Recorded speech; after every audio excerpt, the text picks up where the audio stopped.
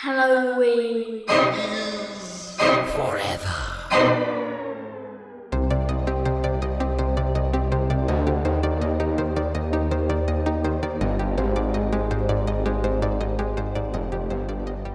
Guys, we're doing a Satanic Panic show today, right? Mm-hmm. This is our showdown. Do you guys want my recipe for holy water?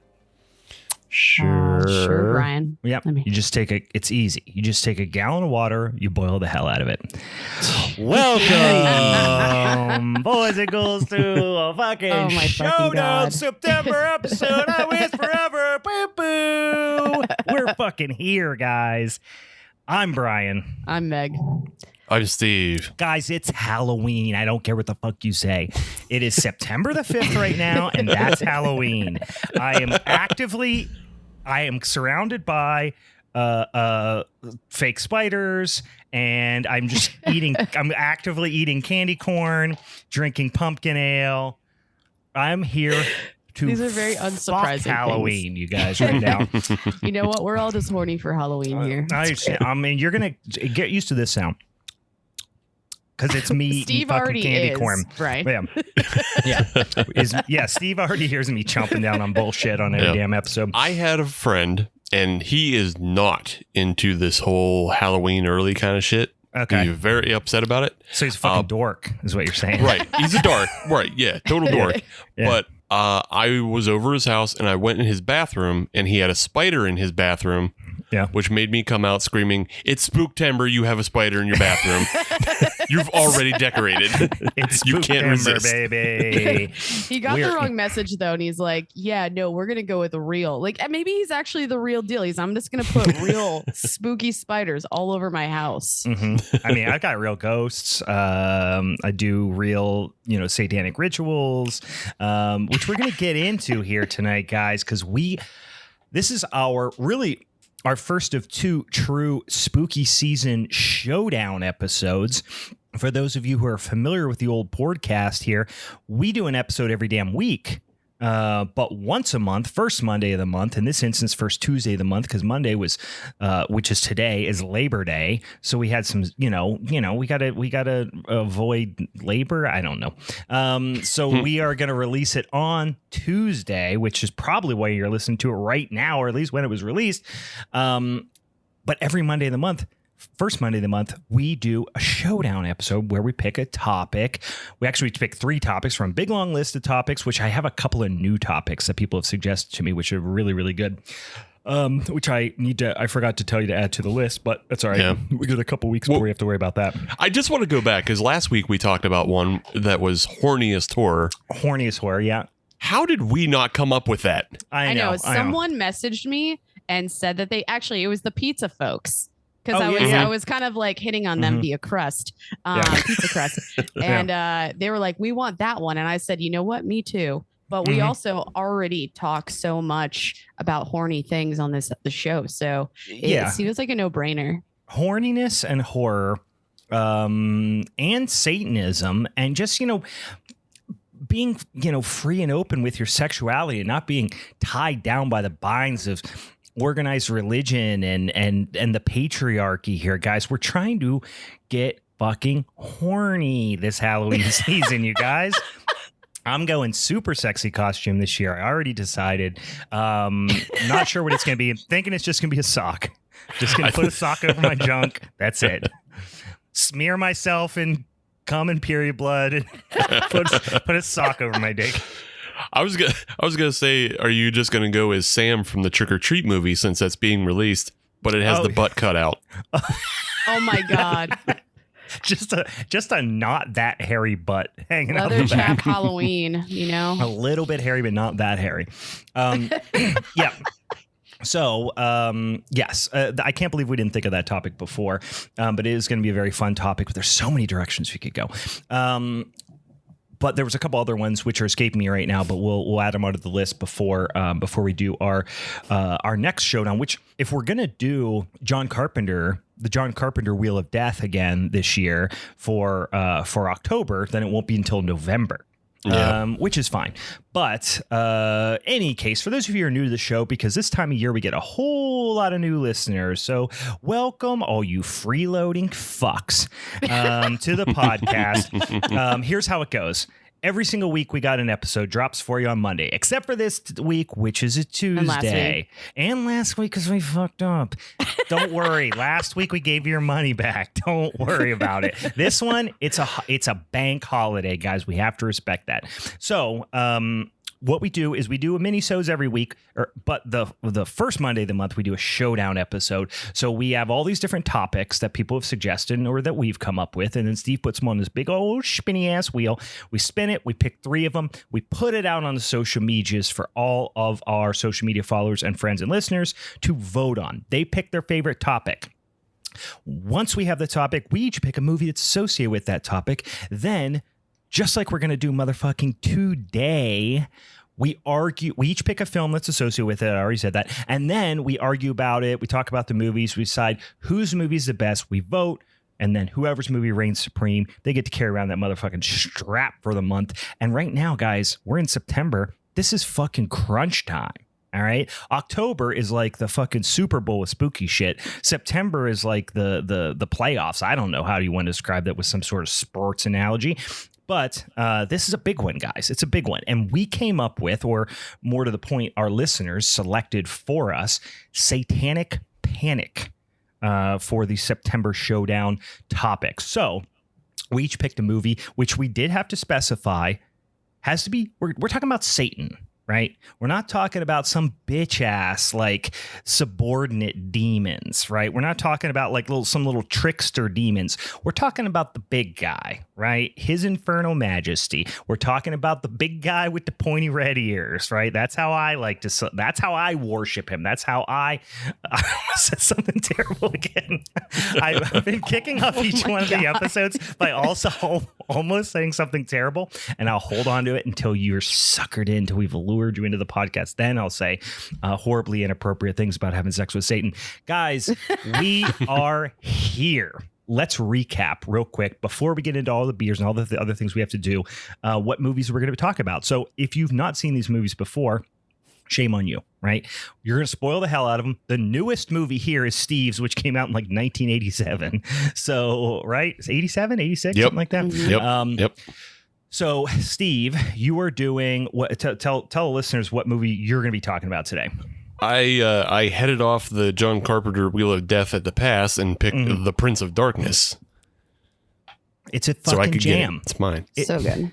It's a jam. I watched it outside with my projector on the side of my house, my big outdoor screen there. Me and my brother got drunk and watched it the other night.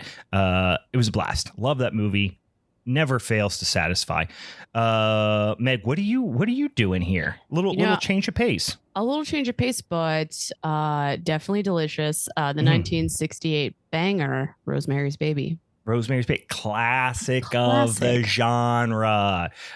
Great flick. Watched it again last night I've probably seen that movie. I'm not trying to exaggerate. I would say probably 5 or 6 times, I would say. It's one of those ones that's like perpetually in the zeitgeist because it's like this very almost art housey type of movie, but is also like scary and well written and well directed and based on a novel. I chose and watched. I've probably seen the movie that I'm talking about the least out of these 3. I think this is probably only maybe like the 3rd or 4th time I've seen it, which is 1976's The Omen. This was my first watch. I haven't even seen the newer one either. So the newer one sucks. You can miss it. I could imagine. Yeah, I could imagine based on this one. You can miss me with that shit, yo. It takes all the things that the original, all the stuff the original does. That's good. Just forget all that. That's pretty much what the fucking 2006 because it came out on 6/06/06. Oh my god, I know. Fuck, did that movie suck? It just was a shittier version of the original. It was really awful. Anyway, the original, like I said, it's probably only maybe I'm gonna say like maybe my 4th watch. So came to appreciate it even more. But we got 3 goddamn bangers to talk about for you. So again, we're gonna spoil the hell out of these movies. But when the oldest one is like 35, youngest one is 35 years old, fuck off with that noise because we can spoil the hell out of it. All right. Before we do that, though, guys, do we got beers we want to talk about here? I got beers. What do you got? Beers. I'm getting into the Spooktember series. I got an Oktoberfest, my first of the year. Ooh. Your first Oktoberfest of the year. Yeah. I try to hold them off until proper months. I'm not drinking Oktoberfest in August. I'm not drinking pumpkins in July. But yeah, I got the Peter Straub signature series. Ooh, Peter Straub, my guy. Is it a diacetyl bomb? Because the last couple times I've had Straub, it's been a diacetyl bomb. It's not terrible. I can smell it from here. Yeah, it's fine. It's fine. I picked it up just as to pick one up and fill out a 6-pack. Mm-hmm. And I was like, it's been forever since I've had anything from Straub. They do have one that I like. It's not an Oktoberfest, but it's I think it's called the Rail Runner or something like that. It's another I don't one think of their. I've had that. It's another one of their signature is it like series a ones. # get railed because I feel like it probably came out around when that was appropriate. That's Erie Rail Bender, Meg. Oh yeah, that's right, Rail Bender. I forgot about that beer. The last time I had Straub, the last time I had a Straub beer that I really dug was the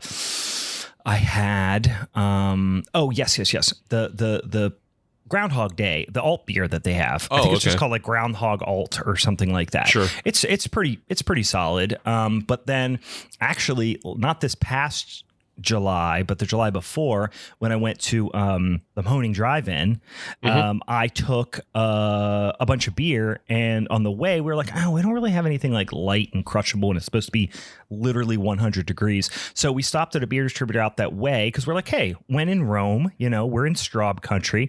I grabbed myself a I think they do 15 packs. I don't remember if it was 12 or 15 pack of Straub Light. It was a fucking diacetyl bomb. Oh god, that's like the worst beer to like even have that in. Like totally, there's it's nothing just all else. you taste. Yeah, there's nothing else there. Yeah, and I just gave them. I just gave them to people. I just gave them out to everyone else at the drive-in. Which I'm sorry. I'm sorry. Yeah, that's what I said. I was just like, hey, beer, free beer. You want a beer? You want a beer? Like when we just because you're like talking to people between shows. It was at the drive-in jamboree, so it was like a very social thing. No one's ever gonna trust getting a beer from you ever again, or maybe I told them. I was straight up with them. I was like, they were like, what's this? Like, because I just had a cooler, full of beer. I was like, yeah, help yourself. And there was like people who came and then they ended up staying that weren't planning on staying, so they didn't have enough beer. So I was like, we have fuckloads of beer. Like, help yourselves. So even like people who were like hanging out the way came over and were like, hey, can we grab a couple more beers? I'm like, yeah, fuck yeah, grab those Straubs in there. I was like, they ain't that good. And they're like, that's all right. They're free. It's the back of the fridge beer, Yeah, that's what it's the ones you're just hoping you trick friends into accidentally drinking. Oh yeah. Which is a shame because I do kind of, I've always had affinity for Straub, but man, last 2 times I've had it, it's been a fucking diacetyl bomb. Yeah. What do you got? I snagged out of the fridge because my roommate works for Hitchhiker. I grabbed a Bane of Existence. Oh, always a good solid one to go to. Just joking. It's pretty solid. It tastes really good. It's nice to get like good fresh Hitchhiker. I don't really get over there that often, surprisingly enough. So, it's pretty solid. Nice little IPA there. They do a little one of them little IPAs over there. A couple 2 tree IPAs. I always like that beer. I am going, like I said, straight up September basic bitch. I don't know if you guys can see. I can't get this up here. My brother brought this up for me. It's always a good one. It's Schlafly pumpkin ale. Oh. Cool. So this is like... And we were drinking these the other night when we were watching Prince of Darkness outside. Me and my brother, like I said, we're sitting out on lawn chairs watching movies in the yard, getting hammered. And I had a 6-pack or a 4-pack rather of pumpkin, which Meg, trigger warning, sorry. Like instant cringe face. Like I instantly smell it in my nose. I know. I always get one. It's just, it's such an, like I've been drinking it since I was like in college. So I was like, okay, I always got to get my 4-pack of it. I've definitely puked that one up before. Yeah, same. Back when it was Bombers. Back when it was Bombers. Fuck yeah. You're like, you can't not drink a 22-ounce of this. Yeah, and I would open 2 of them, and then I would get all black, get all sloshed. Yeah, I may have blacked out one time. Yeah. And then you're drinking Southern Comfort shots on top of that because you're in college. So you're doing like SoCo and lime, and you're chasing it with pumpkin. It's a whole thing. Man. My 20s were rough too, man. We had these side by side for the first time ever, and this is a big boy too. It's 8%, so it's not quite as big as pumpkin, which is like almost 9, right, or 8.5 or something like that. Yeah, it's like 9-10 because they've pretty much standardized all the dessert treat shit to the 9-10. Yeah, so this is 8, so it's a little lower, but good God, this beer is so much drier and more palatable than pumpkin. Pumpkin is super sweet, and if you're in the mood for that, cool. But this beer has got all the spice character. It's got more malt, less residual carbohydrates, and Schlafly Pumpkin Ale fucking rules if you're looking for a big old pumpkin beer. So that's what I'm going for. But we can't get Schlafly up here. They do a lot of really good continental lager beers too. So I always seek them out when I can. Did Steve Sloan work for them? I think he did. Now that you mention that sounds really familiar. Actually, yeah, because I feel like I've just heard their name and positive things associated. But yeah, that sounds. Yeah, they're from St. Louis. Sounds about right. Which is not a great city, but the beer's really good. Wow. My experience coming in strong. In my experience, not a fan. We are going to have 0 fans in St. Louis now. Thanks. People who live in St. Louis know. All right. They know what they're dealing with. It ain't great. I'm sure there's some cool areas, right? But overall, not great.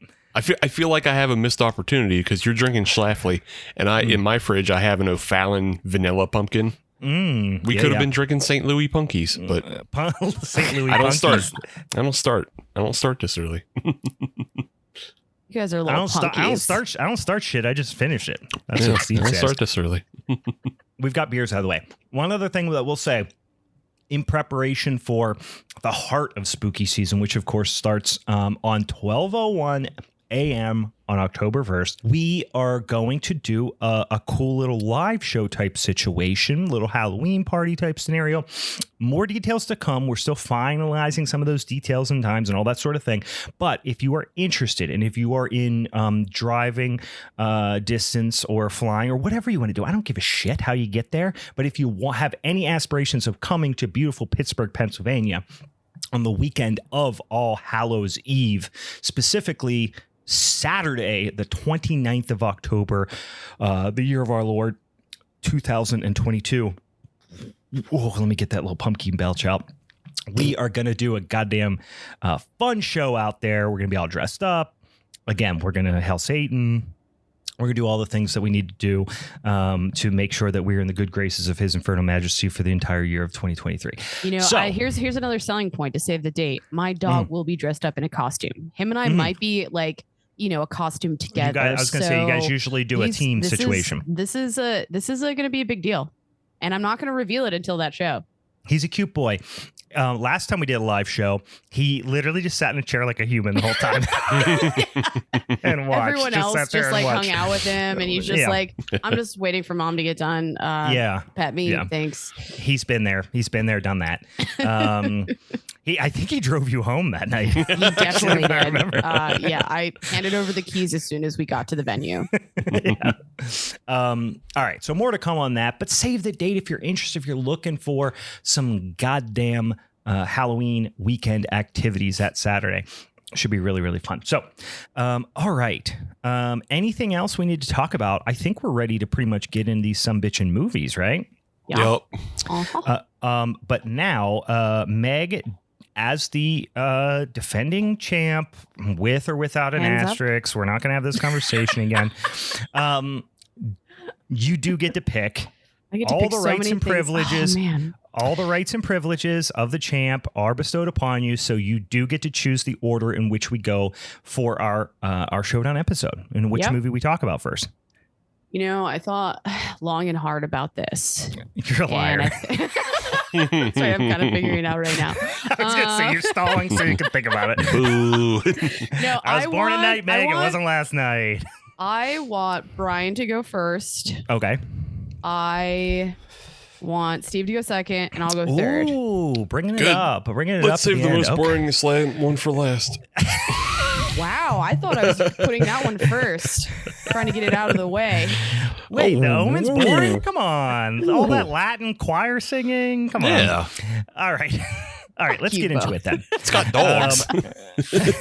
They got condemned dogs. We don't do dog ratings. We only do horse ratings. I was going to say no horse ratings or no horses across the board, right?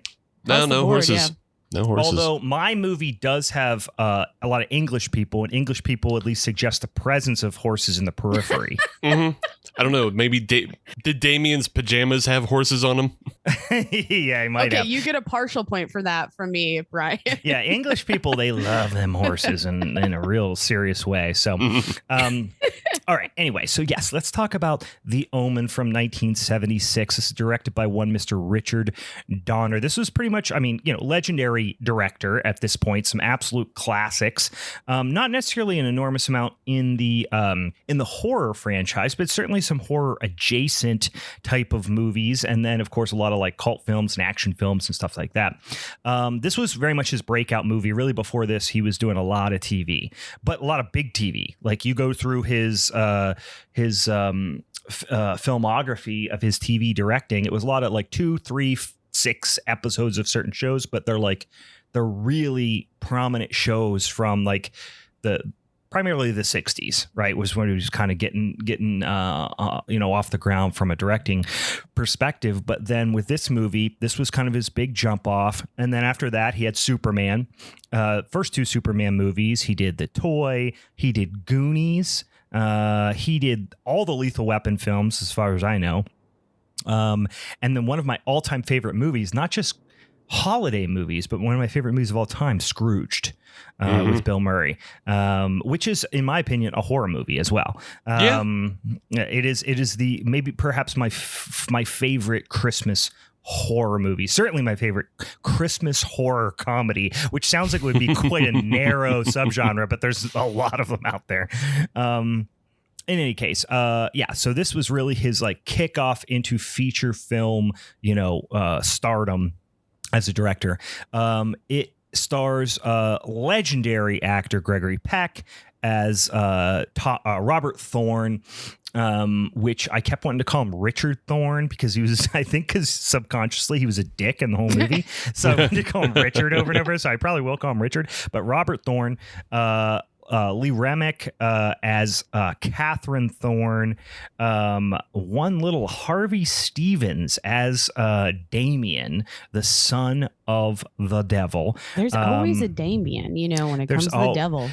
Well, this movie established so many tropes that went on into perpetuity, for the next fucking, almost half century, over quarter century at this point.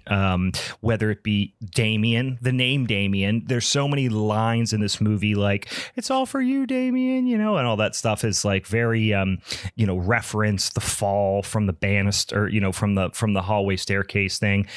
These are like tropes and things that have been parodied over and over again. And this was not the first creepy kid movie, but it was definitely the first big smash creepy kid movie that I think started a lot of the tropes around Western cinema being obsessed with creepy kids. I think it kind of was the shove off of that trope, if you will, in my mind. But in any case, so I'll set the stage a little bit here. So Robert is early in the film, the first few minutes, he's named the American ambassador to England. So he moves him and his family over to England. So that's kind of where it's set. It's set in London and in the surrounding, I guess, areas. Eventually they bounce around Europe a little bit for a few different things we'll talk about. But it starts out with Catherine has given birth, and Robert is being told that they lost the baby during childbirth. Catherine does not know, and as one should never, ever do, he trusts a priest that's just hanging around. And he trusts an Italian priest. Never. Don't do Double it. negative. Double negative. Mistake. He basically says, hey, there's this baby here. No one's claimed it. Free baby, basically, right? It's in the free baby Always basket. a bad move. Like, you never take the free baby. Never take the free baby. Don't even look in the free baby basket. It's like the lost and found for babies. Don't even go in there. There's a reason why they're there. There's a reason why that baby is in the lost and found. It's because it's the son of the devil. So he basically says, like, there's this baby has no family. Take this baby. And, he's obviously really dreading having to tell his wife who, doesn't know what happened. It was a difficult birth from what they understand or something like that. It's kind of implied, but she's not aware. He's like saying, like, she always wanted a kid. And they're like, well, you could adopt. And he's like, oh, they wanted to be, whatever. So the the priest basically says, just tell your wife this is your kid. She never has to know. Bingo, bango, bongo. It's going to be great. And he's like, cool, problem solved. Yes, because he's a fucking piece of shit. Yeah. So then life just fast forwards basically through the child's like infancy. Catherine goes on believing it's her biological child. They move to England. And, like I said, the priest did priest stuff. They just, swept it under the rug. And they raised Damien as their own. So Robert obviously knows, Catherine doesn't. So that's an important thing to clarify. They fast forward to Damien's 5th birthday party. They have, this big fancy mansion. Like I said, he's in politics. There's like rumblings and aspirations of him becoming the president of the United States at some point, even. Like, he is very much an up and coming politician, but living in the UK, like I said, as an ambassador. So early on in the movie, it seems like it's going to be a slow build. Like, it seems like it's going to be a bit of a slow burn, almost Changeling-like, but no, it hits the ground fucking running early on. They're at the 5th birthday party of Damien, big fancy birthday party. Reminds me of Billy Madison's graduation from like 1st grade or whatever, where they're all running around. Like, it looks like it's that literal like courtyard area, big rich people house and all this shit. I would really love if Billy Madison based that, like, their scenes like off of this movie. That would be so perfect. We can make up these fun facts, Yeah, we can. We can get the origin story. Yeah, we'll just be like pop-up video, back on it, but we just make shit up completely 100% fabricated. So there's this weird dog, this like Rottweiler, hanging around the birthday party, creeping everyone out, just kind of hanging out in the corner, staring at the nanny, at Damien's nanny, which is, essentially unnamed at this point. You've seen her. She's not really playing a significant role. And all of a sudden, during the party, Damien's having a blast. It's his 5th birthday party. And she goes into the house, climbs up to like the 3rd floor, steps out the window, calls everyone's attention and, basically says, I love you, Damien. It's all for you, Damien. That kind of very iconic scene. Look at me, Damien. It's all for you. Jumps off, hangs herself. Of course, snaps her neck and then smashes through the big giant rich people window. And everyone is just like weirdly chill. Yeah. And it's like a decision, right? Yeah. Because don't cause a scene here. Yeah. So it's like this blue blood type. I think that was very intentional in that it was all about like, just shield your eyes, pretend it didn't happen. You know what I mean? Like, just, again, this sweeping under the rug type of, blue blood mentality. There is like one girl in this scene that is like, she's just like a party goer. She's probably like 12 or whatever. But she's really into it. Yeah, she thinks it's rad. Yeah, yeah. She's like she's not. She throws up the horns and is like, yeah. She's not even Damien. She's not like she's just like a real shit person. She's just like, she's just looking at it like, yo, that was crazy when she busted that window down. Did you guys see that? Yeah. Did you see that? The nanny's wilding out. Yeah. Like, there's other people like turning away. The clown is kind of into it too, but like, he's a party clown. Kind of horny for it. Yeah, but he's seen plenty of shit like that. Yeah, he's into shit like that. And then you see the dog like creeping off in the sidelines, like giving Damien the wink, and Damien's like, "Hey, buddy," gives him the high sign. Low five, real fast. Low five, real quick. Low five as they go by. Which how smooth brained was this nanny that she got possessed by a dog? Smooth brained. Such a hey, dude, if you don't have a dog, you won't understand. Yeah. But it wasn't even her dog. Though. Yeah, it was just a random stray dog. Yeah. That's fine. It doesn't matter. I still see dogs on the side of the road and I am instantly mesmerized. You know what, though? One thing I don't like about this? I'm a different person when I see a dog. I don't like that they're demonizing the Rottweiler here, because it's always Rottweilers in this movie. And it's a theme throughout the movie. And I'm like, why don't you pick like a shitty dog breed? Or like a, you know what I mean? Like, don't pick, they're cute. They're cute. Yeah, and they're getting a bad fuck. They're getting a bad rap, and now you're making him Satan? Come on. They already that's like a pit bull, making a pit bull Satan. It's like, why are you kicking a dog breed? You either see a Rottweiler or like a Doberman. Like, I feel like you see Doberman a lot. Yeah, why don't you pick like a golden golden doodle or something? You know what I mean? Like a shitty rich person dog. like a Scottish Terrier. $3,000 designer dog breed, like make it at it. Make it a Chihuahua. Yeah. Oh, see, that would be more accurate because they look like little fucking demons. Oh, actually, I don't know the breed of the breed of this dog, but you ever see like all the videos of the curmudgeon dog where he just has like a crazy underbite and looks miserable the whole time? Mm-hmm. That's the dog. I'll find it and I'll send it to you guys. Yeah, it's everyone knows what I'm talking about. Chihuahua mix of some sort, I feel like. Maybe a pug in there. I don't know, whatever. So yeah, they are just, like I said, it's like they're not really sure what to do with the nanny that just hung herself at the birthday party. But there is a photographer that is there, and his name they never really talk about it, but in the on IMDb his name is just Jennings. He's played by David Warner, who is a fantastic character actor who's been in a million things. You'll recognize his face right away. He's taking pictures. He's poking around, and he's the one that's starting to raise eyebrows about some stuff that's up. Then Father Brennan, who's played by Patrick Troughton, Troughton rather. You'll recognize him as well. He's been in a lot of things. He shows up from Rome and just starts throwing like Jesus shit at him and say that he saw Damien's birth, and he's urging Robert to like accept Christ and take communion and all this types of stuff. I do the same thing when people start throwing Jesus at me too, though. I'm just like, fuck off. But he kind of did tell him that, oh, this is happening. So maybe he said, drink more of the blood of Christ. And I was like, he kept saying like, drink the blood of Christ. Drink his blood. Are you telling him to get wasted right now? Like, are drink you just like his blood? Shit goes wrong, and you're like, get drunk. You know what? That's the advice I give people. But you got it. Listen, he's Catholic, so it's transubstantiation. It is literal blood.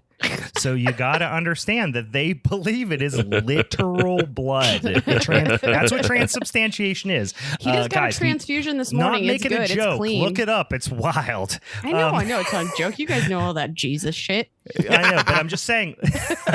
Like, people really do believe that. It's all over the place. You guys could literally tell me anything about Jesus, and I'd be like, okay, I believe you. Like, I will believe you. Okay, well, the reason why it's alcohol is because Christ was a diabetic and his sugars was actually transformed into alcohol. There you go. He had a nutritionist, or whatever you want to subscribe to. They She Christ? What? wait, is that a thing? Is Jesus? I'm just gonna start calling Jesus a woman? They. I don't fucking know. No, I like the idea. Didn't Alanis Morissette or someone say God was a woman or something? Well, or, God and Jesus, like they're the same person, but also very different people. It's very confusing. Exactly, guys. You need to teach me these things. It's very confusing. Here's what you got to know about the difference between God and Jesus from a Christian perspective. He's the same person, but also different people. That's what you got to know. So he might be a they. I don't know if he's a she Christ, but he might be a they. He's two people. Yeah. That's fair. Mm-hmm. He's giving him all this shit, and then he's basically going like, no, dog, no, dog. I'm not into all this. Dog. They kick him out, but he's actually hearing him out. But he's coming in here hot, screaming crazy shit, and he's like, no, like I'll listen to you. And then he's like, all right, no, you got to go. Well, he half believes him simply because Brennan offers the information that he knows the real mother. Correct. Mm-hmm. And so he knows a secret that only a few people would know, His eyebrows have perked up a little bit, yeah. But then he also tries to say it was a jackal. So he says jack, yeah, and it's like until I watched it this time and I saw in the because I had subtitles on, I saw that they cut it off. They were like, his mother was a jack, and it's like J, and you're like, okay, must be jackal, obviously. But like watching the movie without the subtitles before that, and I would never have picked that up. I never noticed it. But in any case, by the way, for those of you who aren't into, Bible demonography or demonology or whatever it is, Satan's mother is supposed to be a jackal. That's the thing. Yeah. So that was a subtle little thing there. There's no reason for you to know this. So no shame. But Satan is the son of a jackal, and yeah. So in any case, which rude. Right. You know what I mean? Like jackals, hyenas, these scavenger animals, they play a really important role in in the food cycle and the hierarchy of predators and stuff like that. So I like how we will probably we will actively defend anything related to Satan, but anything related to God or Jesus, we're like, fuck this shit. Nah, dog. Yeah, listen, that's what I'm here for. So anyway, I've been listening to a lot of Bible podcasts. It's getting my blood all angered up lately. So Jennings, the photographer, he starts to see something in the photographs of this priest. And then later you come to realize that he saw something in the photograph of the nanny as well. And you don't really know what it is right now. Now, a new housekeeper, a new nanny comes in the mix. Her name's Mrs. Blaylock. She's super creepy. Mm-hmm. And Catherine kind of sees it, but Robert is like too preoccupied, doesn't really know what the fuck's going on. They don't even know who hired her, and they just make a lot of assumptions like, oh, the agency sent him over. It's like, oh, okay, cool. Nice to meet you. Here's our child. And then you immediately realize that she's obviously, here to protect the Satan spawn, which is Damien. And she walks in and is like, what does she say? Have no fear, little one. I am here to protect thee. So you get a clear indication right off the bat what her motives are. Yeah, I'm trying to think like in like the lore of or like stories related to like Satan. I was like, what would be her actual character? Because what was her name again? I wonder if there was anything. Baylock. Okay, I was like wondering if there was anything related to her name that would kind of tell like, oh, this is a normally like Satan's child is always going to be protected by this type of person. I don't know. I don't know if you knew that's a good question. I don't know. Nothing jumped into my head immediately. And the name, I always want to say I kept wanting to say Blaylock because like Mookie Blaylock, who was played for the Atlanta Hawks back in the day. I had a lot of trading cards of him. He was that guy when you bought a pack of basketball cards back in the 90s where they just like, it felt like every pack had a Mookie Blaylock card in it. Like he was that character. He was that guy. Satan was following you from your childhood. Yeah, Mookie Blaylock is the Antichrist. So I just like to imagine like he's at home just like listening to this. He's like what the fuck? What the fuck? Her name isn't even Blaylock, it's Baylock. What the fuck, Brian? He just turns us off. Common mistake. He's like, there's a lot of flimsy happening. Connections. Yeah. Anyway, so yeah, one thing that I'll pick up and I mentioned at the top a little bit too is like a lot of really intense cathedral music, like being blared during tense times with Latin choir singing over top of it. It's like really, really dramatic. And I think this movie, like I said, sets a lot of the precedent and tropes around like, frankly, like religious horror in a lot of ways, because it's just like this insane score that's so intense. Like the scene which we're about to get up to when things start to get even crazier in a second. Like I'll mention the scene here in a second. I'm going to get ahead of myself. But so Robert is starting to get like really suspicious, and he's talking about how he's never even been sick. Damien's never even been sick ever once in his life. And Catherine's trying to minimize things because she doesn't want to believe that's the reality. But the new nanny has brought this Rottweiler into the house without saying anything to anyone. And Richard's like basically like fuck off with this dog. The priest is still kind of creepy creeping around at this point.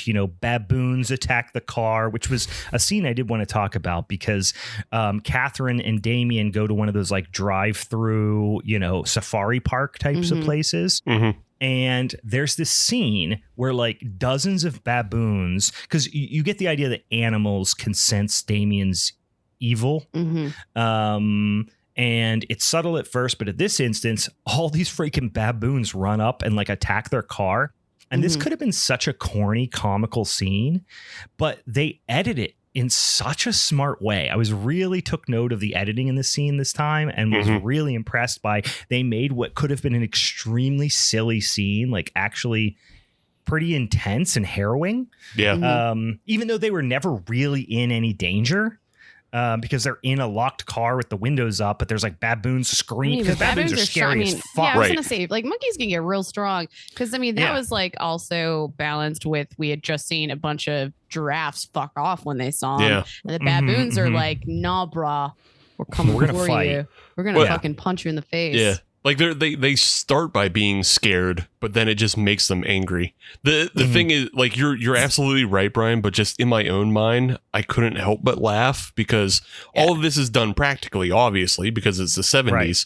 So all I could think of is there had to be somebody on set to scare the animals away from them. Oh, no. Yeah. And so like there's just like one guy just running at the giraffes going, "All right, giraffes, fuck off, run away."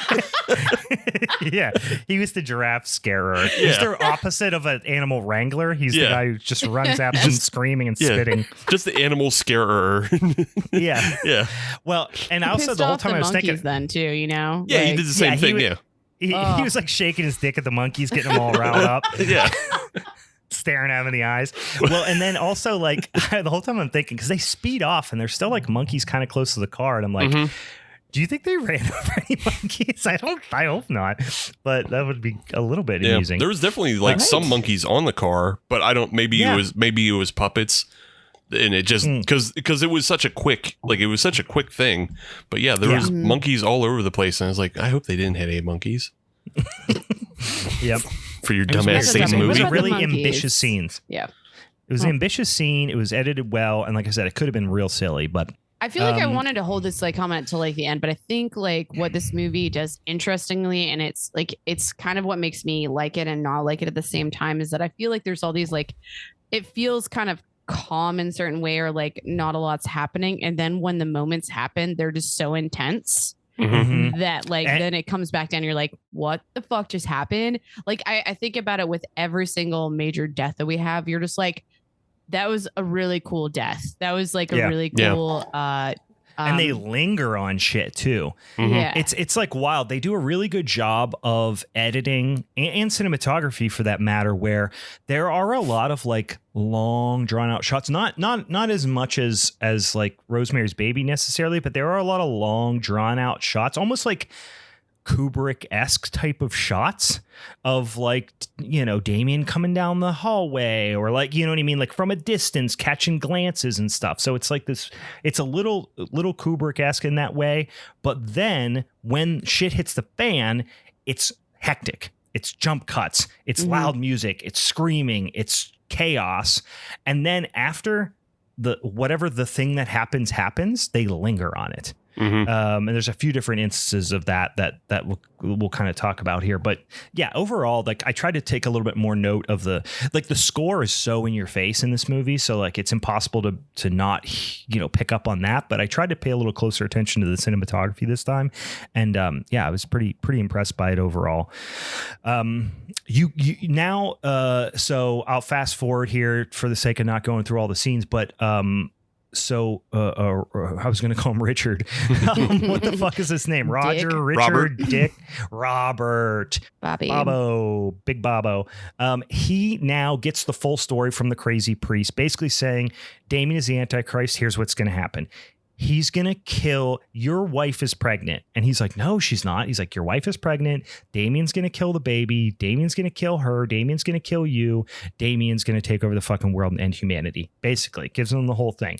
But he doesn't present it in like a well thought out way. He presents it in like I'm a screaming crazy priest way. So it doesn't really, obviously, Robert is getting the picture, but it's coming to him slowly because of, no one's really presenting much to him. But each time he gets a little bit of information that's like, how did this person know this? So I do believe like the way he comes to the conclusion ultimately is like pretty believable. Of course, the whole thing is very supernatural and fake, but like this idea of like Robert going from this very stern politician, pragmatic type guy to, oh no, my son is Satan and I have to stab him with ceremonial knives. Mm-hmm. Like that's like the way they got to that doesn't seem outlandish. It doesn't. Really I mean, they give enough, like he gets enough evidence firsthand. Because it starts with this crazy screaming priest, but like we said in that first scene, the priest has information that nobody else would have, things that he would know, and then just it continuously builds with like straight up like evidence. So yeah, he goes from a secular politician to I must kill my son because he's taken everything from me. Yeah. It's and this is when shit really starts. I mean, at this point, some shit's already hit the fan, but this is when it really starts to, where after the priest meets him and tells him all this stuff, and Robert still doesn't believe him, but is again getting very suspicious and scared. He tells him like, "Fuck off, I never want to see you again." And Satan creates a goddamn windstorm in the park, tries to strike him with lightning. And then one of my favorite kills of all time, two of my favorite kills of all time in this movie, one of them now is the one which I have to assume very much inspired one of the most memorable scenes from Hot Fuzz, is where basically Satan takes a lightning rod and javelins this fucking priest and shish kebabs him through his torso into the ground. Yeah, I don't know if I could pick a favorite of like these type of kills, because like I said, they're so intense, they're so like dramatic, but you just can't stop me like, good job. Like I just kind of be like, nice. Like, well, it's wild too to think that when people talk about this movie, they talk about the one that jumps out of nowhere, which is the nanny hanging herself. Mm-hmm. Like that's the most famous scene in this movie, but it's not nearly the best death. Mm-mm. Like it's not, but like there's such a brutality to her going through the window. Yes. Whereas like the other ones are more like happenstance, kind of magic-y, things that have happened. Whereas she's whereas she's just like, I'm off the roof, I'm through the window. What the fuck's up? Yeah. And also there's like a bunch of kids watching her and stuff. Yeah. I was gonna say like clearly she's like actually like possessed in such a way and like to do it. So I do think that's an interesting point versus like trying to think of the other two main ones that I'm thinking of. Obviously the javelins, like no one was actually possessed. It was, we have Satan coming after this guy. Mm-hmm. So, and I think that the next one that I'm thinking of is not like that either too, Right. Well, and it's one of those things where it's like, that's one thing I'm a little curious of is like, I know why Rottweiler Satan needed to kill the nanny, because he needed to send in Mookie Blaylock to straighten shit out and be the protector. But why didn't you just make her like get hit by a bus? Like, why did you have to make her do that? You know what I mean? But because funny. I guess it could also be played off like she's crazy. Well, that's what they ultimately did, because they were like, oh, was she on drugs or whatever? Yeah, they played it off like that. But. I actually, not to backtrack too far, but when that new nanny like comes into play and she's like straight up talking shit about nannies, like I feel like she also backhandedly made fun of herself. She's like, yeah, like all these nannies, they get homesick, they miss their boyfriends, and she's like, you know what, I'm past that, and I'm like, wow. Mm-hmm. Yeah, this is what loneliness looks like. Shit. I've given up. If she had a cat, I would be like, okay, cool. I kind of see my future. In a purse. Yeah. She is a dry spinster. That is her. Yeah, absolutely. Yeah, she's got those, like the shade of her like skin and hair is just like she's like a Simpsons character. Like she's like crazy cat lady Simpsons. But yeah, so then he goes home and immediately learns that Catherine is pregnant and wants to doesn't want to carry the baby, wants to have an abortion. And he is like, oh no, as the prophecy foretold kind of thing. So this is when he's really starting to get all fucking nervous about everything. as everything the priest said is starting to become true. Now this is when these movies, a lot of these movies, especially satanic, demonic movies, but specifically like with religious overtones, they start to take a real weird, dark, complicated turn, because you never really know if they are trying to be subversive or if they are trying to be like, the morality of the world is going away. So no, you actually do want to have to force your wife to have a baby she doesn't want. You know what I mean? Like it becomes very like a lot of incredibly misogynist things start to come into play in a lot of these types of movies. So you have a lot of mixed feelings because you're supposed to have Robert as the protagonist. But now his wife is obviously like having some mental health issues. She's concerned about, what's going on with her son. Now she's pregnant again. She doesn't want to have the baby. And then they're painting Robert as the good guy for basically like forcing his wife to have a baby. You know what I mean? It's like, it becomes real muddy and weird at this point. But, Damien kills a baby with a tricycle. Basically, he comes riding out with a tricycle while his mom is pretty good scene too. Hanging a light. She falls off the banister. She hangs on for a second, which frankly, I kind of wish she wouldn't have done the whole like hang on by her fingers thing when Damien just watches her fall. If she would have just fell, I feel like that would have been. It's enough, yeah. Enough. I don't know why. I don't love the idea of her hanging there. But anyway, because it's not like he peeled her fingers off. Yeah, it's not like he bit her fingers when it happened. I think that would have been better because there's no actual point that he could have ever helped her. Right. Yeah. It's not like he was gonna pull her up or something. Take my strong hand. take my devil hand. I'll pull you. He just has like a forked tongue. But it's like she falls, and this again, a very iconic scene, something you've seen like tropes, on and on. It's actually almost like kind of Hitchcockian, I would say. The way that they shoot her falling from above and slow motion, the way her body lands, and it's kind of unique, or even I would even say like it almost seems like something from a Giallo flick, maybe too. Yeah, like really stylized fall. We kind of saw that a little bit in that Orphan First Kill movie too. I feel like the way they felt, like it was like it reminded me of that. Please don't talk about that movie. I'm just kidding. Not in the presence of better movies, Meg. I'm not. What I'm saying is that Orphan tried to take that. It's like I know what you're saying. I'm just being a dick.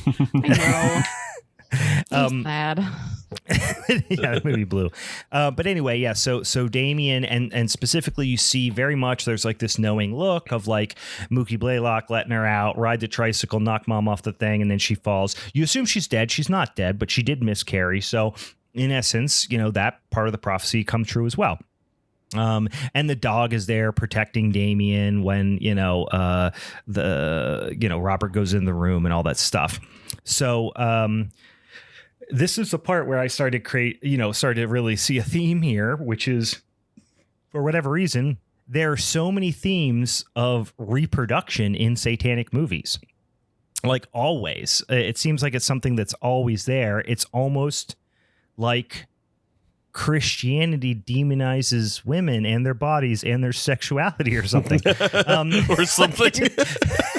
It's just like every single one of these movies that has these like satanic, themes are all about like good versus evil, and the evil thing or the thing that is the catalyst for the evil is always like women's bodies and their sexuality. It's a pretty common theme, guys. So the photographer Jennings explains, he starts to spill this thing. So I'll kind of fill in the gaps here.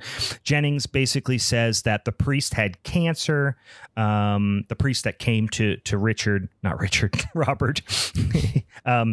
And he had this like 666 birthmark, and which is pretty metal as fuck. And then they start to understand Damien's origins at this point, basically. So, and Robert's like, okay, I'm on board now. Like now I'm full on, my adopted son is the son of the devil. Sidebar comment. Can we, the way they do the 666 and like the three-way, I feel like we should all get a fam tattoo of that together, like on our butt, maybe. Right? Oh, I was going to say right in the corner of my eye, like an eye drop, like right here. Actually get a teardrop and then put 666 inside of it. Like super small, like when people paint on like a grain of rice type thing. Yeah, so when people get close enough, you punch them in the face. That was from the devil. Yeah, you get close. So you get this idea of like the markings on the photo, and this thing that would look like it was going through the priest is of course the fucking spike, that shot through him. And you see the picture of the nanny. She had basically like a some sort of ghostly noose around her neck or whatever.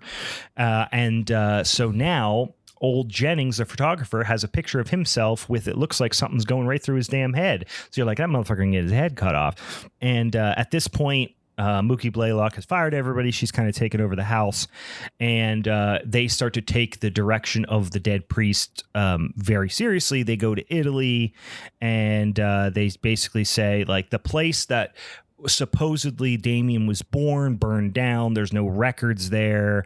And they say, who is this old priest that, told me to take him? Basically, they uncover from talking to this nun that it was Padre Spoleto.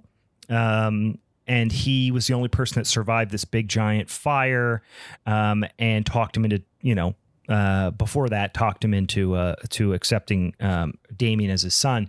Now, everything basically after Damien was born or leading up to or on Damien's 5th birthday is when just everything went fucking bananas, basically. So they're getting all this like dates and stuff that are like, oh, was his birthday, or that was the day that he was born, that the fire started, and all this shit. So again, there's lots of support to suggest that he is in fact the son of the devil. They go find the priest, and he's got a pretty bad case of melt face. He's all melted up. Melt face and milk eye. Yeah, he's got a real yucky, milky eye. And they say go to the cemetery, and they find the gravestone of Damien's presumed mother, which there's an animal in there. You assume that's the jackal. Mm-hmm. And then where it was supposed to be the kid, Robert basically goes, okay, so they probably buried my kid in this grave. And they find it, and it's an infant skeleton with its like head smashed in.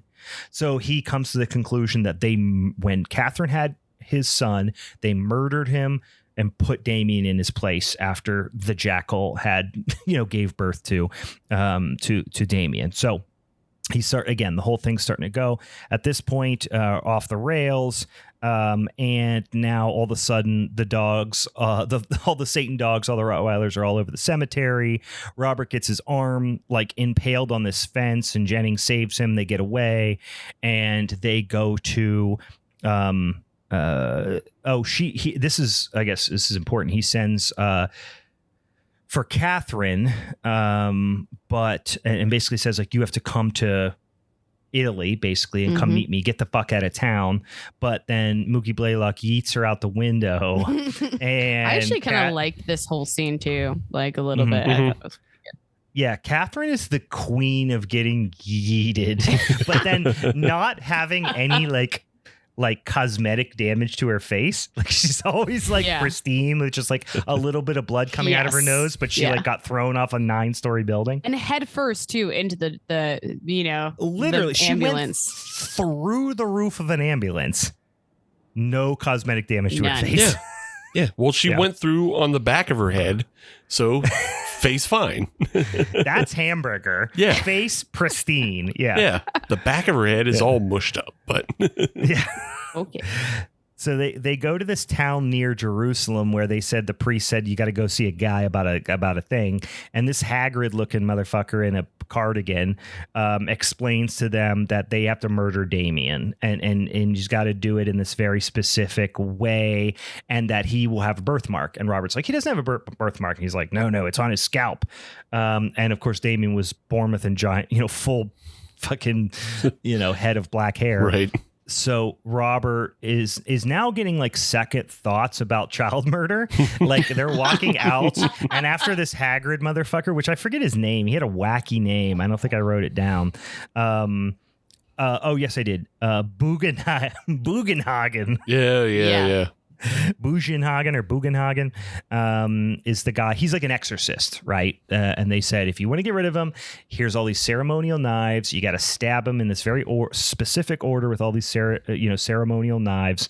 Again, Robert's having second thoughts at this point because he's like kind of stepping back and going, wait. Am I literally going to go home and ceremonially murder my adopted son with these Jesus knives to get rid of the devil? Again, as one would, he's having reservations. He forgets that they just like killed his wife, Yeah.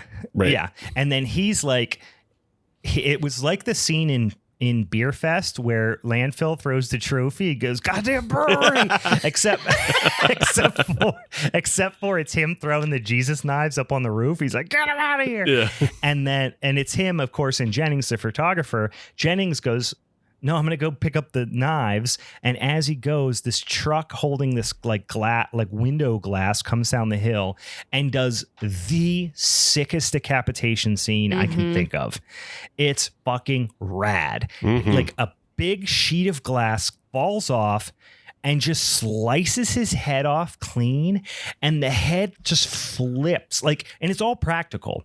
And it is fucking gorgeous. The timing had to be really hard to pull this effect off, but they do it perfectly. And they're so proud of it, as they should be, that they do it in slow motion and it looks fucking amazing. Yeah. It's so good. Yeah. They obviously they built a dummy. They did all the math to get this sheet to move at the speed that it does and come off the back of the truck and slide off. And then not only does that come off, but also doesn't it hit glass behind it? Yeah. It breaks again, explodes. Right. Yeah. We're getting all the shatter. Good. I know. It looks so fucking good. It's it's really the best decapitation scene I can think of. I was already terrified to drive behind big trucks carrying logs, but now I just don't want to drive behind any glass truck. I'm just this is just getting added to the list. I think I should stop driving. You should lock yourself in a basement. What the fuck? You know what though? That's better than. I mean, he didn't feel anything, I'm sure. Yeah. Pretty humane death. Yeah. And then also he got to have that fun of his brain still functioning for 8 seconds or whatever while he's doing flips. It probably was fucking sick. Sick, bro. Yelled that out real fast. As his head's flipping in the air, he's seeing it, and you look over, it's just both of his hands are throwing up the horns as his head's flipping. He's like, fucking Brad. Head flipping in the air. Anyway, so now, Robert is like, no, okay, yeah. It's clear that this is real. So any amount of skepticism he had is now out the window. So no, Robert, goes back to his house, and it wasn't the death of his wife, but of his photographer friend that he went on an Indiana Jones adventure with. That's what set him off. At least, I think it was specifically the way he died too. It's because he saw the video, right. The picture, but it was funny that he was not sure after his wife, but then it's but this guy died, and I'm definitely going to stab my kid with Jesus knives.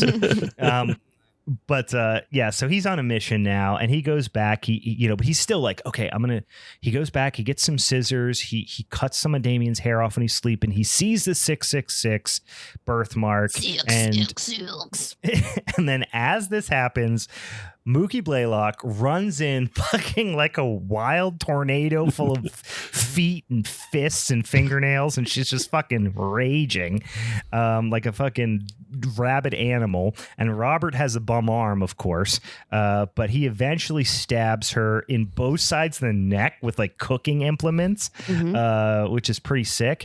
And then he just drags Damien into the car, throws him in the car. He's holding him down. And we should say, if you've never seen this movie before, again, you're spoiling it, you're dumb, but you should definitely Damien is this painfully cute little kid. So of course the whole time he's holding him down, and you're oh God, you can't help but feel for the kid, and he's like dragging him into the church and shit. And the dog gets locked in the cellar. We didn't mention that, so that's how he kind of gets past the dog. But in any case, the whole thing is just pretty intense. And Robert takes Damien to the church, drags him up on the altar, and he's like, "Please, Daddy, no." It's like this whole, like I said, and even at that moment, you know he's Satan, but you're still like, "Oh God!" And he goes to like stab him, and at that moment, like the police pop in and shoot. And then it like fades to black. So you don't know what happened. You know if he stabbed Amy, you know if he shot him, you know what's happening. And you get that whole thing of him like he was agonizing about what to do, even though he knew what he had to do. You know, now and even in this instance, like this is really dark, but there's so many instances of people now, like in true crime, stuff like that, of just losing their fucking mind. Like these like family annihilator type murderers who just lose their mind. And you're like, they probably thought the same way Robert was thinking in that instance, that they were doing some, no matter how like, you know, warped their brain was, they probably thought in their mind, they were Robert. Yeah. Like they had no choice. You know what I mean? Which is even more like just dark and disturbing. But we definitely like hear those stories now, and usually the person doing the murdering is schizophrenic. So they are. They're usually mentally ill, or their brain's been mushed by, you know, meth for however many fucking years or whatever. But still, it's like they in their brain, they were Robert. Yeah. Which like in a more subtle movie, so like in Rosemary's Baby, there's a long period of time, well, not really a long period of time because of the fucking dream sequence, but like there's that period of time where it's like it could be or it couldn't be, you know, there's a lot of paranoia. Well, she's kind of an unreliable narrator a little bit. But at like that point, this film, it's very clear that it's truly Satan that's going on here. There's some good versus evil shit. There's never any there's never any skepticism there. But you could definitely make like a more subtle movie with kind of the same ending where it's like it's unclear of is the person, you know, kind of out of their mind, or is it really Satan that they're trying to stop? So yeah, no, they didn't make this a mental health thing, really. They made it good versus evil, Satan versus God, and all that shit. So, but yeah, now you're back in the U.S., and this last scene, which is super mellow and super like you're literally at like a military funeral. So you assume the one, you know, at least one of the caskets, there's 2 caskets, at least one of them is Robert, right? You just assumed he got shot. And of course, they're doing the 21 gun salute and all that stuff. So you're like, well, Robert is, you know, he's a fucking, what was he, an ambassador? So he would get that type of treatment. But then you look at the other casket, and they even shot it in a way where it kind of looked like the other casket was smaller. And so you're like, is that Damien in the casket? Is that Catherine in the casket? You don't know. And they drag it out. So it's this really suspenseful thing, which is really, really gorgeous scene. And then you kind of pan out and you see Damien standing there, and it's assumed that he has been, I guess, adopted by or something. The presidential family. Somehow he ended up in the care of the president of the United States, and then he does the little grin, and you know he doesn't wink, but you almost expect him to kind of wink at the camera. But he does this little creepy grin. He just couldn't do it. Yeah, and that's it. That's the movie. So, goddamn, creepy movie. Creepy movie. And again, especially if you see it through the eyes of 1976 horror fans, like a lot of this stuff, most people who went and saw this movie would have never seen probably a creepy kid movie. Yeah. The only ones that like were probably really big that predate this is obviously The Exorcist. And that's only like 3 years. It's only 3 years younger than this film. And then Village of the Damned did come out in the 60s. So yeah, Village of the Damned was the only other one I thought about, which was The Exorcist. I think was, yes, The Exorcist was, it was a different feel. Obviously it was like a smaller story. Yeah. Whereas this was like almost some, like you said, some Indiana Jones shit across Europe. No one looked at their kids the same after watching this in the 70s. Yeah. But Village of the Damned, the original one, it does have some creepy kids, but they're very alien looking. Yeah. Right. You know, with the white hair and all that Well, shit. they were the glowing British, eyes. So right, and this kid looks That's super true. normal. Yeah, and Yeah, he looks like a really overall, cute kid. I felt like I kind of already made the point that I like one of my biggest drives home, which kind of put me into both categories. But looking at it from like perspective when it came out, like we should for all these films and whatnot, is that I mean it was slow, and I feel like like in between all these big moments, I just felt like a little bit more like distracted or bored watching that, and again, I'm comparatively, I found myself out of any of them, like in between all these really amazing scenes where there's some really great kills, there's some really great chaotic moments that I was just like, I almost wish there like those in betweens were like a leveled up like a little bit more, because I think like time and place of this, it would have been scary as fuck. And again, I was kind of joking about like people looking at their kids differently after. I'm like, but $20 is they probably did. Oh yeah. Well, and it's also like I see what you're saying. My response to that would be, I think this movie is very ebbs and flows, like high peaks, low valleys, high peaks, low valleys. Mm-hmm. So it's all about that like contrast. I think if you didn't have the low of the lows and like just like how like mundane their lives are otherwise, maybe you wouldn't get some of the same levels of character development, but also some of the gradual nature of how Robert comes to believe it.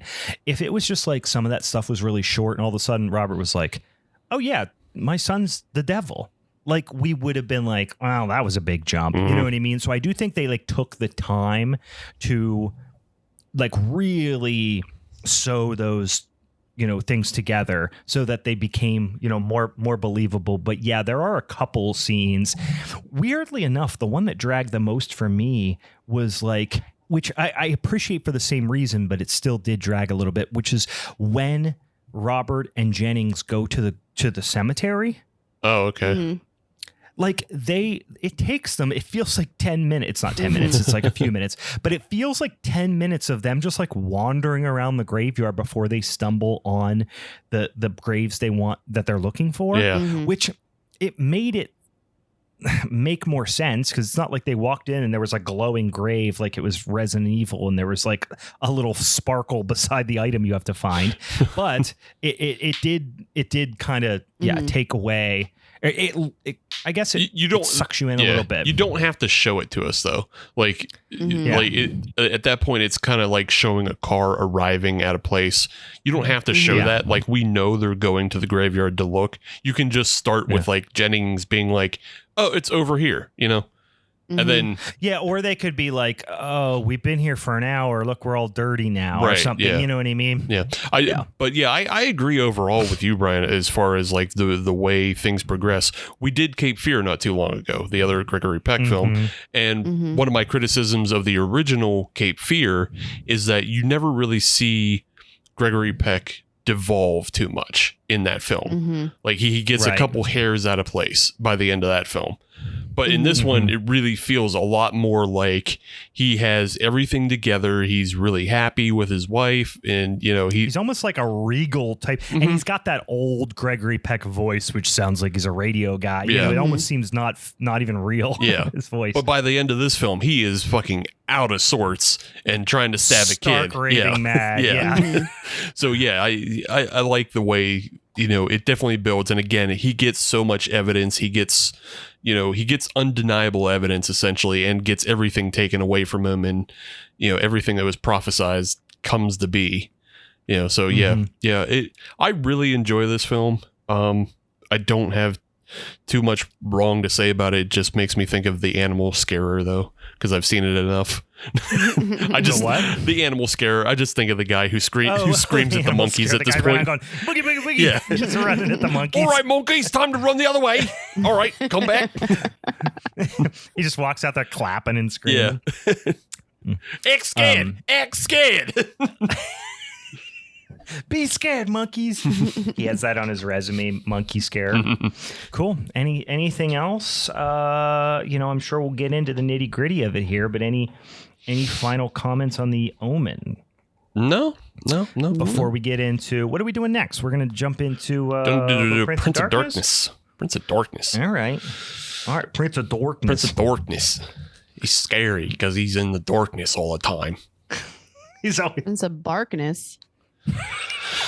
No, there's no dogs. I'm done. There's no dogs. There's no dogs in this movie. That was Brian's movie. Brian's got the dogs. Lots of bugs in this movie. Lots of bugs. I think you know what? I do think one of the homeless people that hang out with Alice Cooper might have a dog. They might, yeah. But yeah, otherwise, low dog score. Yeah, low dog score on this one. High on the bugs. High on the vom. High on bicycle murder. Yeah. Solid bicycle murder. Good mirror stuff. Shitty skin. Lots of bad shitty skin. Great worm work. I had someone I was posting about watching this past week, and someone messaged me and they told me a story how after watching this, they could never they were terrified to see a big mirror in someone's house. They'd be over at a sleepover and they'd be terrified, but they couldn't tell anyone because he was a guy and he had to be masculine and stuff. And I was like, so wait, do you not have any mirrors in your house now? And he's like, no, I actually have a huge ones next to my bed. And I'm like, oh my God, this is you're just facing your fear. This is just ridiculous now. This is just every once in a while. This is growth. Yeah. That's how you grow up. Is you just put the scariest thing you can right next to you. Right. You wake up and you look in the mirror. You're like, not today, Satan. Yeah. Great. So, yeah, speaking of Satan who lives in the mirrors, we are talking Prince of Darkness from 1987, directed by one John Carpenter. So I didn't have to. Well, he's a decent, film director guy. He's a guy. He's okay. He's a guy, does things. He's a famous Xbox player is what he is. But yeah, 1987, and this is coming off of the Big Trouble in Little China, but it is in what he calls his Apocalypse trilogy. So you have The Thing that starts it. This is the middle, and In the Mouth of Madness from 94 is what he considers the trilogy. Oh, 3 of my all-time favorite films. Mm-hmm. I mean, one of them might be my literal favorite film. Right. Yeah. Yeah. I mean, it's hard to argue The Thing is not one of the best films ever made. But yeah, this one is, as the other 2 are, is inspired by H.P. Lovecraft, but it takes a stronger turn towards melding religion and science, and in a way that you don't see that often. And especially not to the degree. Explain shit. We're gonna literally explain just everything, but on a more literal, on a more literal level. Mm-hmm. Yeah. And I was reading apparently Carpenter got really into quantum mechanics. He was just reading books, and then I can see that he seems like the kind of guy who would do that. John Carpenter is probably the best nerd. He's into quantum mechanics and Xbox, but then I don't even think he got a film degree. I think he has it's either a psychology or philosophy degree. Yeah, didn't he go to film school, but then drop out to make Halloween or something? I forget. Yeah. All the smartest people dropped out of college. Right. He's so just what we're saying is don't go to school, kids. Drop out, guys. He is the type of guy who, is probably really into theoretical physics and just nerd shit. YouTube probably is 40% of his life. Yeah. And he definitely was at the time. And he said he was trying to make that make sense within the script. But that shit is just so crazy high level. That, the script would take 300 pages or whatever. So convoluted, yeah. Yeah, and but I think overall he does a good job of bringing in a bunch of different science disciplines into trying to make sense of something that's essentially supernatural. So the start of the movie, it starts with a priest dying in bed, as the best movies do. Yeah. Right off the bat. Right off the bat, priest dying in bed, and he's holding a box of secrets. Yeah. He's essentially in hospice care, and Donald Pleasance shows up in his stead to find. I guess Donald Pleasance is like kind of the head of the hospice care, so he would be giving last rites within that. Is the way I assume the reason he's there. But he finds the box of secrets, and he learns that the priest was there to meet with a cardinal. So Donald Pleasance takes up the charge and follows through with the mission. And he finds out that there's an abandoned church with a crazy Teenage Mutant Ninja Turtles green slime vortex in the basement. What you're saying is Donald Pleasance learned the secret of the ooze. He did. He learned the secret of the ooze, and it's a 2,000-year-old Catholic secret. Yeah. And he reads the diaries of the priest and gets to know like the sect and all that stuff, right? Yeah, the Brotherhood of Sleep. Yeah. Yes, which is a fucking sick name for anything. That is sweet. That should be like a WCW faction. But I also wrote in all caps, he left 6 diaries. I thought that was so funny because Donald Pleasance, which if you're not familiar, this man chews the scenery like no human being ever has, and I love it. I love every delivery of every line, no matter how much of a throwaway it is. It's just so like thought out to a like masturbatory level, and I love it. Yeah, and that's one of the things like all our films share in common. Like Gregory Peck is obviously a master actor. Meg's film is full of them, and then I think Donald Pleasance really carries this film on his shoulders. Not that like the other actors are bad. It's just he is obviously Yeah, he is just like light years ahead with Samuel L. Jackson. Right. He is just carrying this fucking like master class in it up here. Yeah, it's not like it's not like, again, the other actors are bad, because you get Victor Wong and Dennis Dunn, who had again also just come off Big Trouble. Right. So like they're in this, and they're both fun, they're both entertaining. Victor Wong I think he's fantastic, and I'd say he's probably number 2 on the list of this film. He's also like almost the levity. He's landing the levity a little bit. Yeah, he's levity, but also like his character is pretty much the exact opposite of Egg Shen, because Egg Shen was essentially just an old magician, who knew everything. But like in this film, he is playing a quantum theoretical physicist. And he's leading the charge of science, which is the logical one. Yeah. Yeah. Which he's the other half of this film, as Donald Pleasance sends for him, and he wants, to have the ooze be studied, by science, by reason. He wants like all the books translated. And so, Victor Wong assembles, or Dr. Birek is what his name is. He assembles essentially the Avengers of postgrads to come and study this thing. You can look at it that way, or you could be like, these are the people that I can force into like indentured servitude. You guys are kind of good enough, but so he at one point he calls them competent. Yeah. They and need he's like, credit. And I'll give you a good grade, you bitches. Come out. Yeah. They need credit, and they don't have a lot of money. The weekend, they need to get towards that doctorate. Yeah.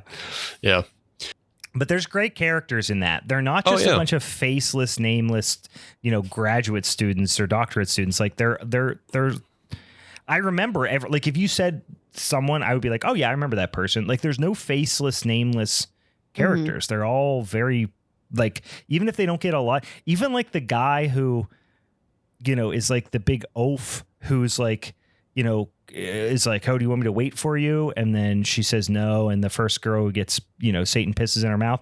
Like that guy, even like you kind of get a feel for what kind of person that is. You know what I mean? Yeah. Like it's just, they're all pretty well fleshed out. Is for that having the so guy, many the characters. Mullins guy? Because I was just looking at the cast. Yeah, Mullins. I was Mullins. like, that guy Mullins, plays on Brooklyn Nine-Nine. And all I can think.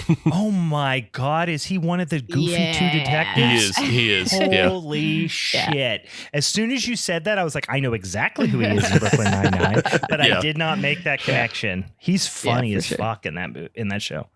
Yeah. It's just his mullet is a little longer in this movie, but yeah, he's Hitchcock on Brooklyn Nine-Nine. Yeah. But yeah, you have a couple character actors in there. You have people like in the background. The two grad students we really get to know the most are Catherine Danforth and Brian Marsh, played by Lisa Blount and Jameson Parker. Jameson Parker is basically Tom Atkins for the cheap. He's Wish.com Tom Atkins, but a good looking son of a bitch. Yeah, I mean, he you pulls see him it with off. his shirt off at one point. He's jacked.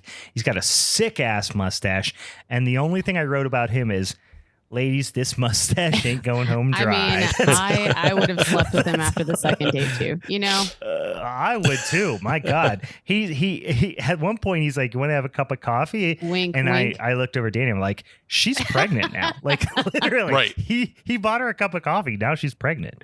Yeah, he couldn't help it. He did a little card trick for her, and then just wet, and then. Well, the thing is, he's almost too good looking. Like he doesn't seem real. Like he almost has that Carrie Underwood, I'm too good looking to seem like a real person thing. But then he starts doing nerdy magic tricks and you're like, oh no, he's a fucking dork. Like this is, you know what I mean? Yeah, he doesn't he know. Just got good looking. You can't have it all. He doesn't know the power of his good looks because it's so covered up in like awkward social interaction. Yeah. At one point he says like, I'm a confirmed misogynist and proud of it or some bullshit, sexist or whatever. Like dude, not the pickup line. You're literally misreading this whole situation. You didn't get that. You didn't get that one. You missed it. You just got He hot. didn't go through a women's studies class when he was getting his undergrad. So no, apparently not. Which makes you wonder like how much work was that mustache doing? You know, like was it so much? It was doing the heavy lifting. Yeah. And also like this whole movie, like listen, I love this movie. Love it. But this movie should be called Prince of Darkness: Sexually Aggressive Nerds. Like that should be the fucking movie. Well, that's just nerds. They can't help themselves. Oh my God. Sexually Aggressive Nerds. Prince of Darkness, aka Sexually Aggressive Nerds, aka Just Nerds. Yeah, just nerds. Oh, are you saying everybody who's in post-grad doesn't have like good social skills? Yes, of course, because all they do is look at books and numbers. Just look at books. You fucking dorks don't know how to act. The ones and zeros are shaped out to look like a boob in one of the scenes, you know? They're like, they all have their T. Translate this, Lisa. They're T82s. T85s or whatever, with it just says boobs. Hey, come check this out. Amazing Check it out. There is like the one nerd, Frank, who eventually becomes Bugs. He is the most nerd. Eventually, you mean Mr. Oogie Boogie? Yeah. He eventually becomes Bugs. Yeah. I mean, Frank and Etchison. Etchison is the one who gets the bike. Like the two of them are obvious nerds, and they might have just come off campus. Such good lines, though. He has so many stupid lines. I'm sure we'll get to, but yeah. But yeah, so again, Dr. Burek assembles all of these Avengers to come investigate the ooze. They go to the church, and like as they're arriving at the church, you get like different shots of like there's always ants crawling on things. The ants are riled up. You see various homeless people, including Alice Cooper, just giving weird death stares as everybody's arriving and loading in. Alice Cooper should have done more acting.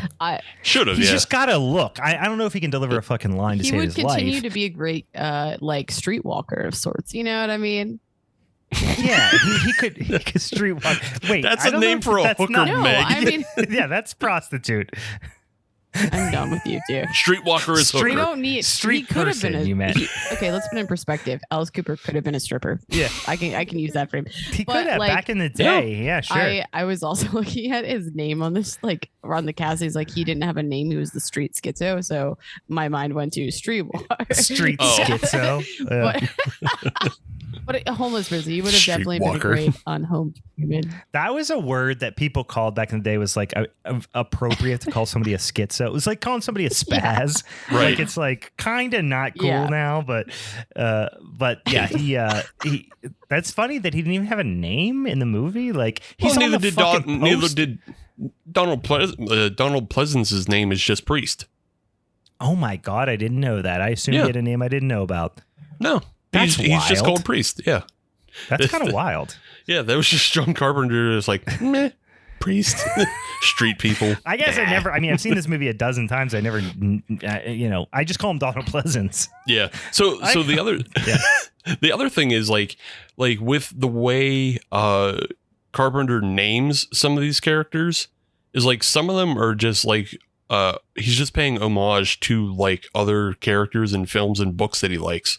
Mm-hmm. And like he even does it for himself when he credits himself as the writer in this film, but he credits himself as Martin Quatermass, which is like a reference to two other writers, I believe. Yeah. So he's just like, I don't know, he's a reference guy. He does nerd shit. He's a fucking dork. For sure. Yeah, that's what it is. That's cool. I like that. Look how much I know. But if things I've read. So offended he doesn't. But if he's like, I love this movie. That's fun.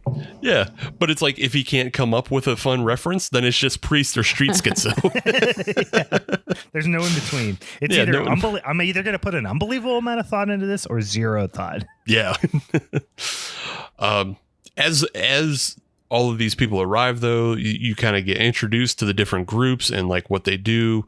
You have radiologists, you have different physicists, you have Lisa, who is there to translate the Brotherhood of Sleep's book, and this she's is like a doctorate in theology, basically. Yeah, theology and dead languages, basically, right? And so she, I think she's the biggest conduit for like helping the audience understand, because you're always seeing like kind of what she's typing on the screen, and like a lot of what she's typing is like, I am the old one, I am the death, I am he who is the devil, the Satan, and it's like oh, it's a jar full of Satan shit. yeah big green Satan jelly. So, I mean, she obviously gets like possessed at one point, but like almost like the computer does too, which like I feel like I wrote down a couple that was like really intrigued, where it was just like what did it say, I live, or something like that, like whether that was like a weird conduit. We don't, because I don't, if I remember correctly, it wasn't like she was typing that, so it was just like she was. She was, but that's after she got Satan pissed in her mouth already at that point. Yeah, well, it was after the other girl Satan pissed in her mouth. Right. Yeah, Satan's helper pissed in her mouth. So much Satan piss. So what's going on is we're talking about the Satan piss, but what's going on is the seal is breaking, the ooze is getting out, and it's starting to have influence on the world around it. And it can start with the smaller creatures like the ants and the worms. You start seeing those. It can have influence on the weaker minded without physically touching them, which is why all the street people are kind of drawn to it and are surrounding it and protecting it. And then eventually it just straight up pisses in Susan Cabot's mouth. She's the radiologist. Yeah. It's funny because like they're like it's a conscience. The way they describe it's like it's a concentrated like stream of energy, stream of energy. And they're like, maybe it was wind or whatever. It's like, no, it was Satan pissing in her mouth. It's the worst sake bomb. Like, oh, it's so hot. She went straight to a Senior Frogs and just got it right in the mouth. Senior Frogs. Oh my God. It's just literally the only one in existence now still is at in Myrtle Beach, probably. Probably. There might be like one in Cancun that we don't know about. But yeah, so, as that goes, she gets possessed and starts doing Satan's bidding. She, possesses others. She gets Mullins. She gets Lisa through lesbianism, which is evil, Right, exactly. You have to know. Again, we're talking about how women are demonized by the Catholic Church. Well, this movie really isn't that different. So no, like all Satan movies are like women made all me three do of it. Ours, yeah, It's all got these. Yeah. He does, like, what does she try to say? So she like kind of crawls on top of her when she was in her like cot, and she thinks she's trying to seduce her. Right. And the woman who does the, she's what was her? Susan. Yeah, but Susan, what was her? I'm trying to think of what her discipline was. I can't remember. Radiology. She's the radiologist. Yeah. And she's sitting there doing the thing. And she's like, excuse me, I'm not. It's like she's about to say, like, I'm not gay. Yeah. But then she just pisses out of her mouth into her mouth. She's right. Yeah. It's pretty kinky. Yeah. The other woman, though. So, like, you have this kind of infection building throughout the group. Right. But the other woman, she just bumps into a thing. Yeah. So that part I don't think I've ever thought enough about it to fully understand it, because she whacks her arm off one of the machines in the basement at one point. Mm-hmm. And it gives her a bruise. Right. But then they kind of say it's almost like she's been branded. Yeah, because we touched on it earlier, where it's like it became a point of like context for, hey, yeah, I have this bruise, and everyone's like, are you okay? Like, what the fuck is that? Well, then it's established that she's going to become the vessel for she's Satan. Just yelling "daddy" everywhere. I just don't know why the bump had to happen. Couldn't it have just been? Well, because wasn't it Catherine who noticed that she had something odd on her arm like earlier in the week? The bruise. But it wasn't the bruise. Yeah, he's like, what's that? I thought she at the end, like towards the end, when they officially see her as like the vessel. Didn't she say she saw like a symbol or something, because she recognized the symbol? Like she said, right? Yeah, it was like some 666 It was like shit. a weird symbol. Yeah. That she's like, oh, I remember seeing this, blah blah blah. But she didn't really put two and two together until they're like, oh, Satan's like getting kinky and like spreading his jizz everywhere. You know what I mean? Right. Yeah. Mm-hmm. No. She saw it earlier, but didn't make the connection. But I'm just confused as to why it had to be like a bruise. I think it needed to be covered up. I think it just needed to be covered up is what I think I'm getting at. Is that maybe you just needed to cover, like they didn't want any more weird suspicions. Like, oh, a woman got beat. That's normal. But you put a Satan symbol on someone's arm. That's weird. Yeah, I guess so. I also kind of want to make a point to say, like, with all of this, like, Satan pissing in everyone's mouth, this kind of has like all these like weird zombie vibes. So it's like it kind of takes the idea of like the transmitting from like the thing, but taking in like the zombie trope of this is how it actually spreads. And I think it's interesting. Well, and you wonder too, now it begs the question of like, okay, is there some like AIDS type thing? I mean, obviously this is like 1987. Like, was there some subtext there too? I don't know. John Carpenter typically doesn't. I mean, he obviously does a ton of social commentary, but I don't know. That's for whatever reason doesn't seem to be his bag. But I don't know. Yeah, I'm thinking about I don't know if he was necessarily chasing like an AIDS narrative, but like at the same time, he constantly makes non-zombie films.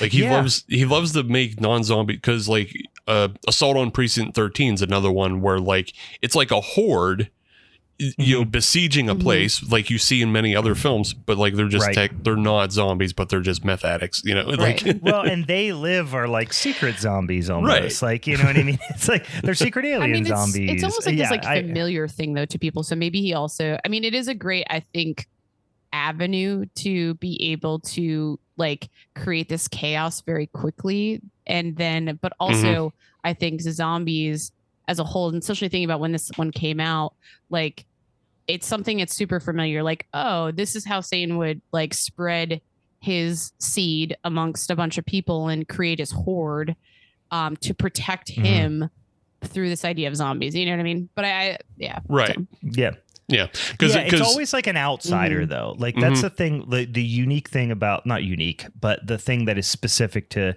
Carpenter is like everyone who is a protagonist is always either an outsider or is in danger of becoming an outsider. Totally. Right. Yeah. And like that's also how it kind of plays into like the H.P. Lovecraft, like Cthulhu mythos. That's part of this is, there's a lot of like cultism in Lovecraft's writings.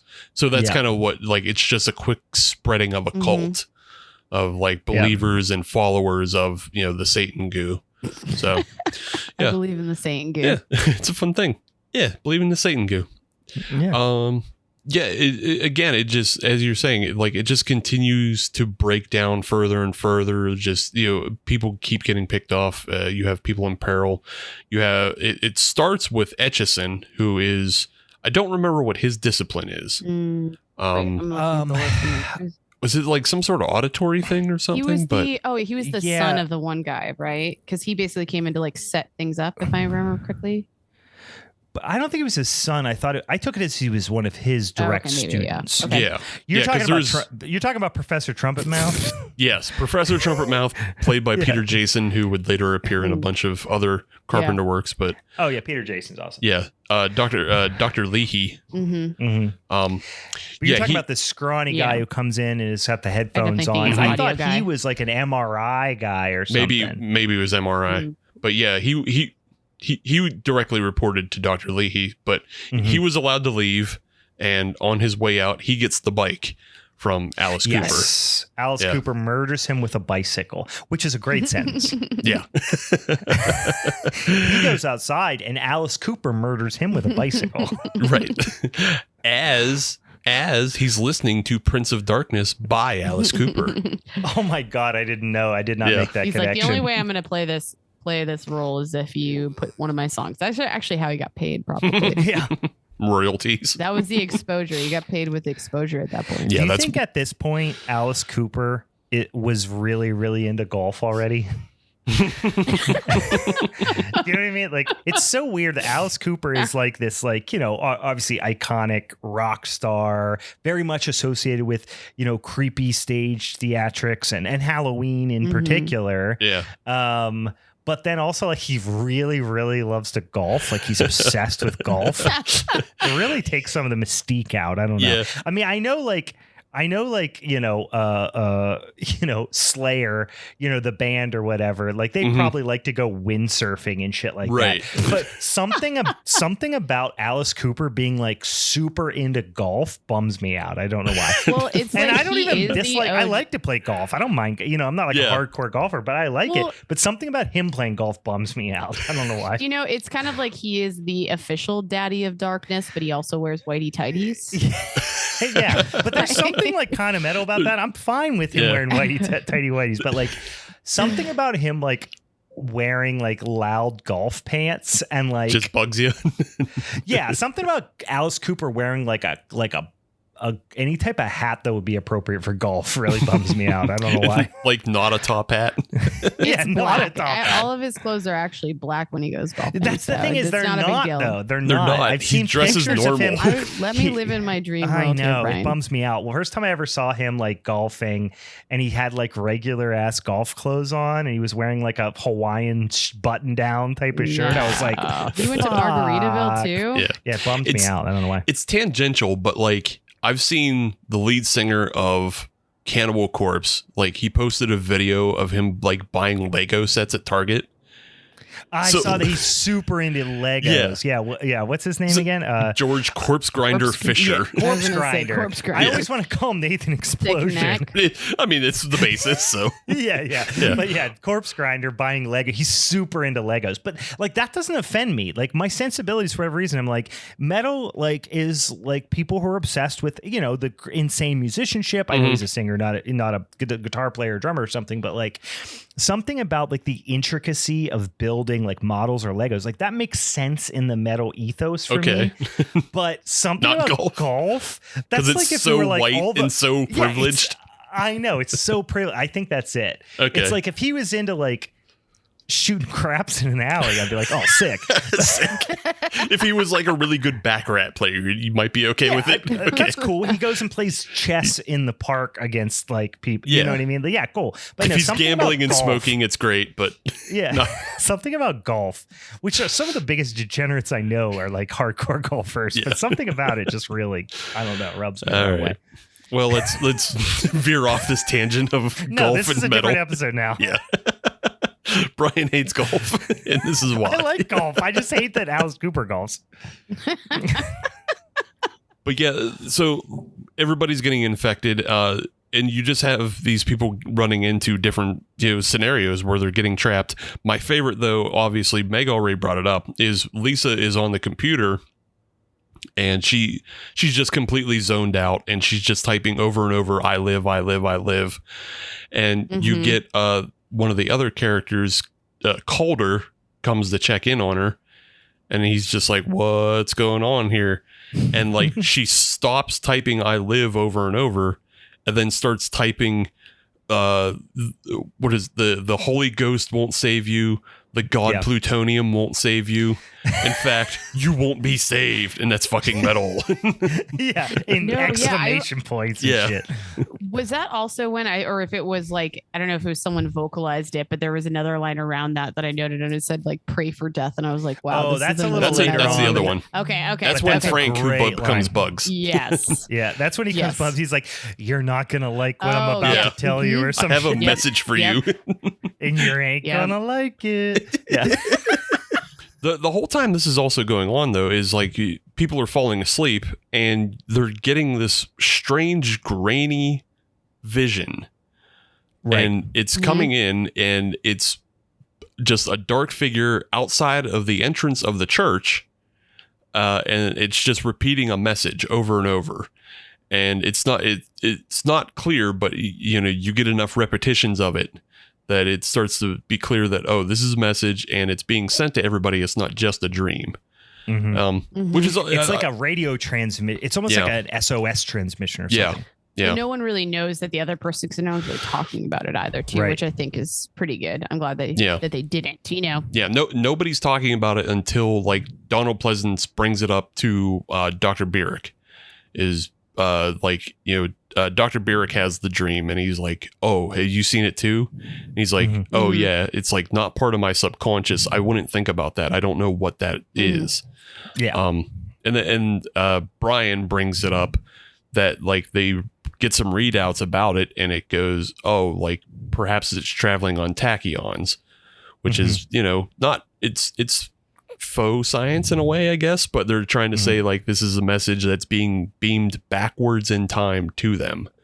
Like if you're faster than the speed of light, if it's being transmitted faster than the speed of light, then it will appear to go backwards or something. Yeah. So they basically explain, it's like Superman 2, right? Where he flies backwards around the globe. It's essentially that, but science instead of superheroes. Yeah. So it's just enough, science that like, hey, the regular Joe won't check in on that. And they'll just go, oh, I heard that. Google this. Yeah. Well, you couldn't because it was 87, so it's fine. 87, there's no Google, yeah. Yeah, you're not going to go into a library. It's like, hey, I heard tachyons goes backwards. You ain't going books on that. I just imagine the guy going like, because there's not even looking up the Q. He's literally like Dewey Decimal System, looking up tachyons. Yeah. And then he's scrolling through all the backwards. Like he's just trying to figure out how to look it up. Just flipping through the card catalog. Like, I don't know if any of these books is going to help me. There's like someone working at the front desk, like snapping their gum. Like, what the fuck are you talking about? I saw it in a movie. You're the third dork this week who came in and asked that question. But yeah, they gather up as a group. They're being chased. And that's when you get Frank the Bugs Man. He's outside the window and he warns them. And basically after Frank falls into bugs and falls apart, that's when shit really happens, because Calder has been turned, Mullins has been turned, and they just get chased in the rooms. They're barricading themselves. Yeah. Kelly is the one who had bumped her arm, and she's asleep on a cot. Right. And her body is degrading, but she's also getting very pregnant. Mm-hmm. And can we still do one line that we kind of skipped over, which I forgot about? This was even before Frank turns into bugs, before he goes full Oogie Boogie on everyone. Is when they're outside, whenever they first see the one girl who I think it's Susan, who has already got Satan pissed in her mouth already. Yeah. And they're like, why do you believe this? And he's like, this is caca. Oh, fuck. I had that written down, too. Yeah. Oh, it's such a good line. And I kept him every time I read that, every time I see that scene, I imagine when he's like, it's caca. And then they see the the homeless person that starts to have beetles come out of their like pant legs and like, shirt and stuff like that. Yeah. And I always thought it would be really funny if he's like, this is caca. And he looks over and sees the beetles coming out and goes, caca? Caca? I don't know. I always imagine that happening. I don't know, it's funnier It's because only funny for me, but yeah, it's funny as like a rule of three because like he's talking to the group. I think it's like Calder and Leahy, and like he's telling them, he's like, we got to get out of here. Like, this is all nonsense. This isn't the devil downstairs. He's like, this is caca. And then they leave and he's by himself and he's just like quietly to himself. He's just like, it's caca. And then like when he sees the beetles, he go, caca? Yeah. Yeah, I forgot. I did have that written down just because it's so, I don't know. Saying caca is so out of place. Not the way they're talking at all. Like, it's just such a weird word to use. I thought it was really funny. Yeah. Everything else has been science or horny. But he's just this is caca. Sexually aggressive nerds. But now he's like, it's caca. Yeah. But he does say it. This is when when he does melt into bugs is when he comes out and they're all looking at the window and it's, there's like 3 or 4 people. This is the first time that like somebody, like a group of people see some wacky shit, which is, and he goes, and he's got this very deep, weird, distorted voice. And he's like, I've got a message for you and you're not going to like it.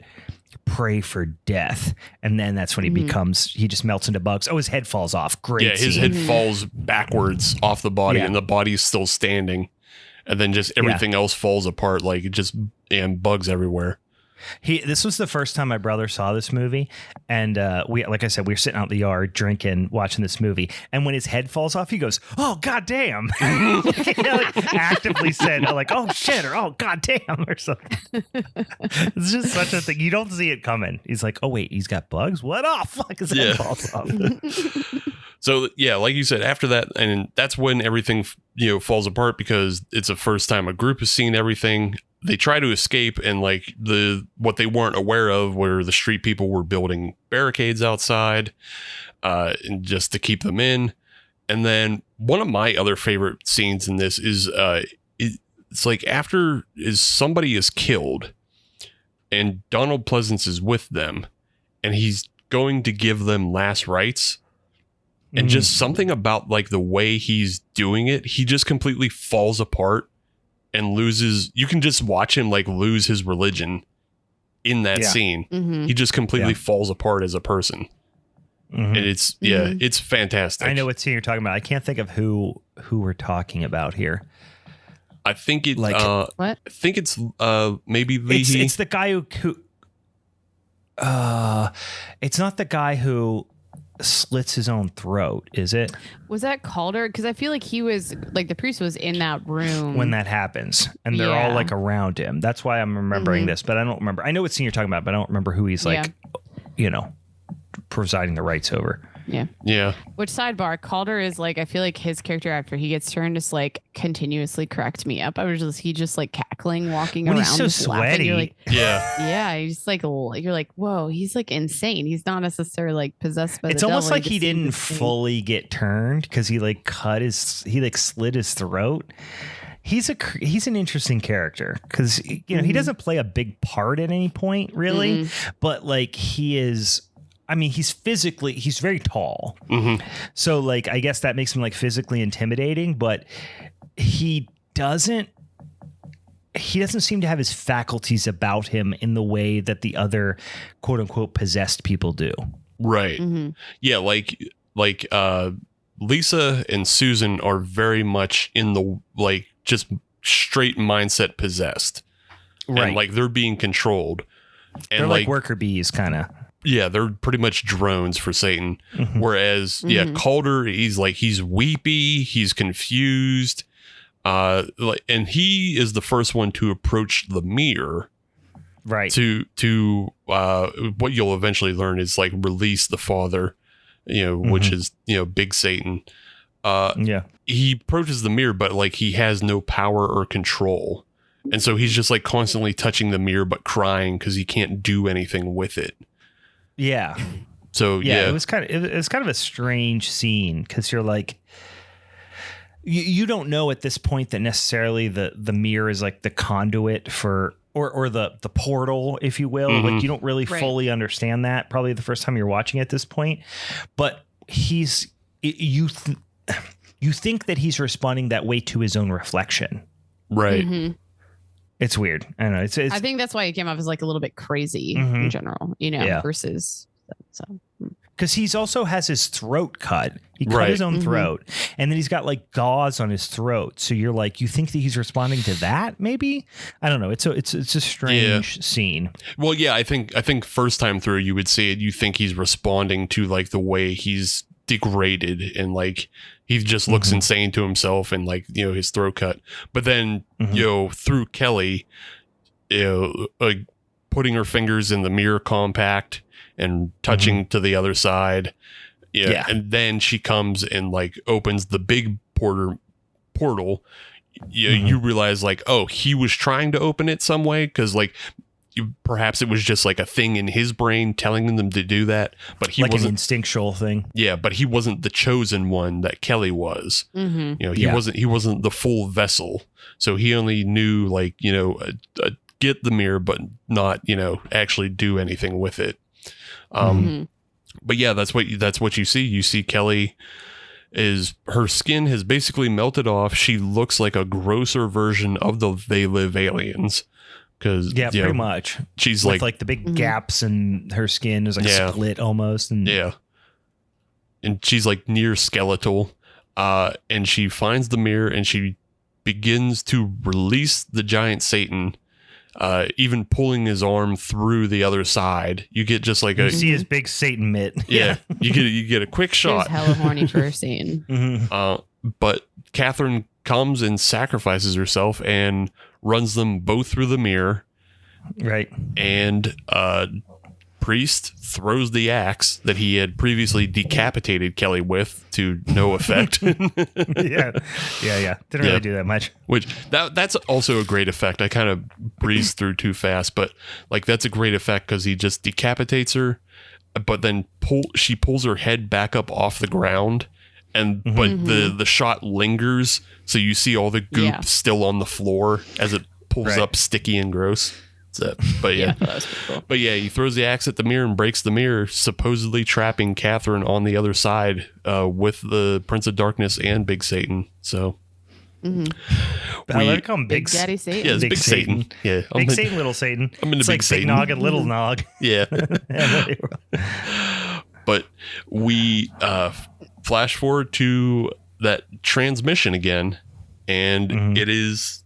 This time we get the full transmission, and it is a full explanation that it doesn't matter what they did now because in 1999 Satan gets released. And at the door you see very quickly as a final flash, it's Catherine standing at the door. Right. Yeah. So is she Satan now? Is it like it's a little ambiguous, right? Or is she like a protector? Like, because it changed, because before it was just a black cloaked figure. Right. Now all of a sudden it's Catherine. So it's my interpretation that Catherine becomes Big Satan because what we're watching is essentially a video transmission. And so like I'm taking it as like whoever, perhaps the 1999 surviving version of the Brotherhood of Sleep like is recording the arrival of Satan and sending it backwards in time, and like they're trying to warn everybody in 1987 to not let her go through the mirror because she'll just come back as Satan. Oh, but they don't. So it's that makes sense now that the Schrodinger's cat thing that they talk about earlier actually makes sense. I didn't think I've never, as many times I've seen this movie, I've never thought that much about that ending. And I always took it as it was Satan basically like tempting them to like come get, I'm coming back, so like you better, like it was almost like tempting them to come save her so that he could have a conduit to the outside world. But now that you say that makes a lot more sense, because earlier Catherine and what's his name, the guy who's always talking about like his Porsche and like all that bullshit, the guy from Big Trouble in Little China. Oh, Dennis Dunn. I forget his name. And is it Walter in this movie? Something like that. They're talking about Schrodinger's cat. Yeah. And they're basically talking about how like until the cat is observed in the box, it belongs in a state of perpetual, limbo, where it is both alive and dead until somebody is there to witness it and basically like bring it to its real like physical state at that point. Mm-hmm. And I guess that kind of is trying to explain what Catherine was to them. Hold on, I'm doing a bad job of describing this. that original dream transmission of the future showed a black cloaked figure because they had not yet observed her, and therefore she was in a state of both alive and dead. But now that she is quote unquote dead, or in the underworld, or wherever the fuck Satan lives, now they can see her for what she is. Right. Interesting. But it's weird because now that I'm kind of making that connection, it's changing my interpretation of her character at large, because otherwise I would have suggested that she is like a Jesus. She's like a Christ-like figure. Well, I feel like, I like where this is going with the idea, because I think, was there ever a second Prince of Darkness? No. Okay, because I feel like that would be an interesting sequel, though, because I think it could go a lot of ways. Because when I initially saw that, in the same way, I feel like she never actually died, and that thinking about this as a future situation, that she somehow survived this entire time. However she did that, whether she just was a little bit more cunning, because she kind of always came off as someone who kind of had a plan or was able to figure things out, but maybe somehow came back to try to like almost finish the job. Yeah. I don't know.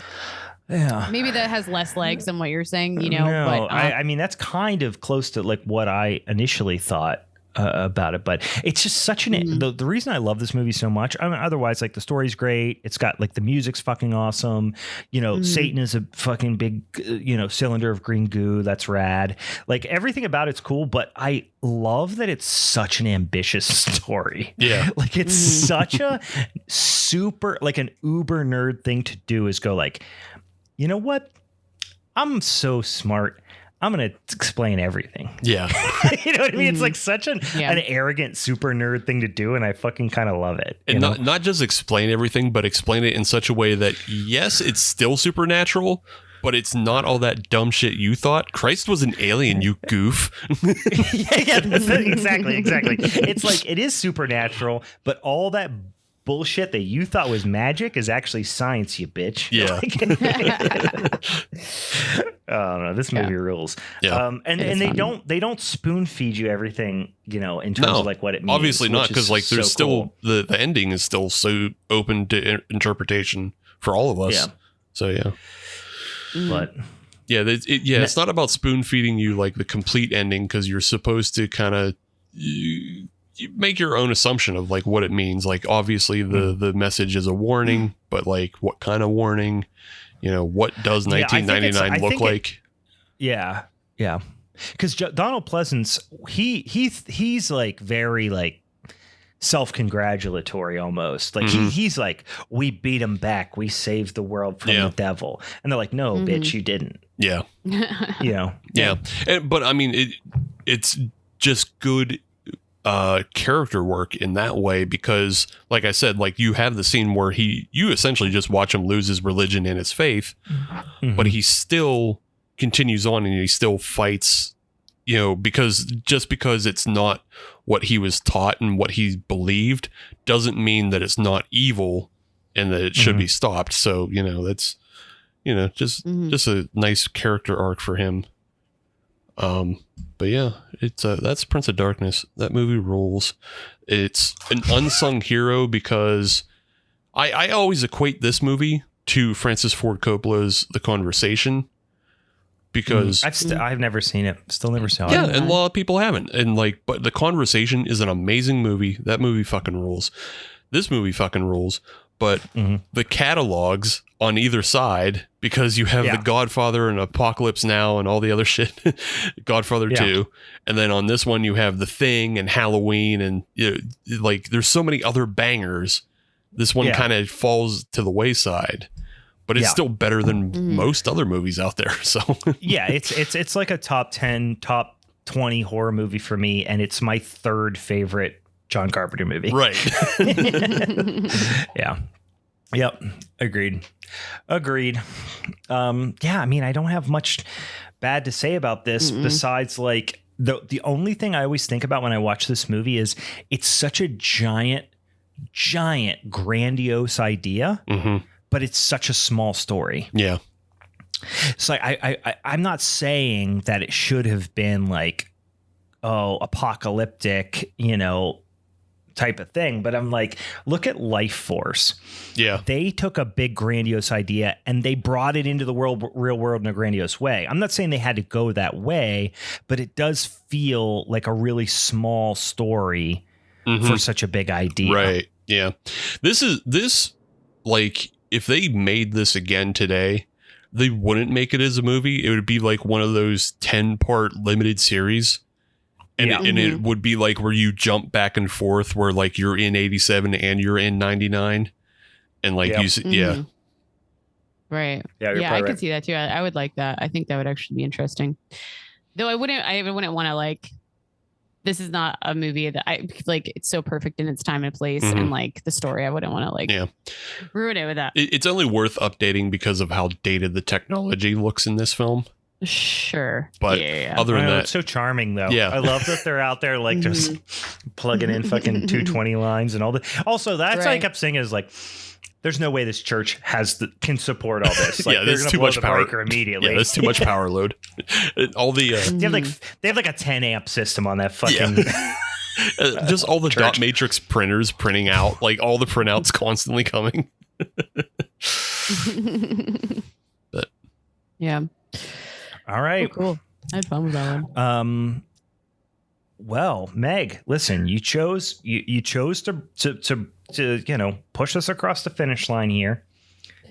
Yeah. You know what I like doing with you guys is like, I like going last because I can just like keep it short and simple, straightforward, and get us out of here. Well, that's fine because at the beginning, little under the tent, we always go, all right, let's try to like keep it a little tighter. I mean, and I do that, and then I talk forever. So that's kind of my MO. Yep.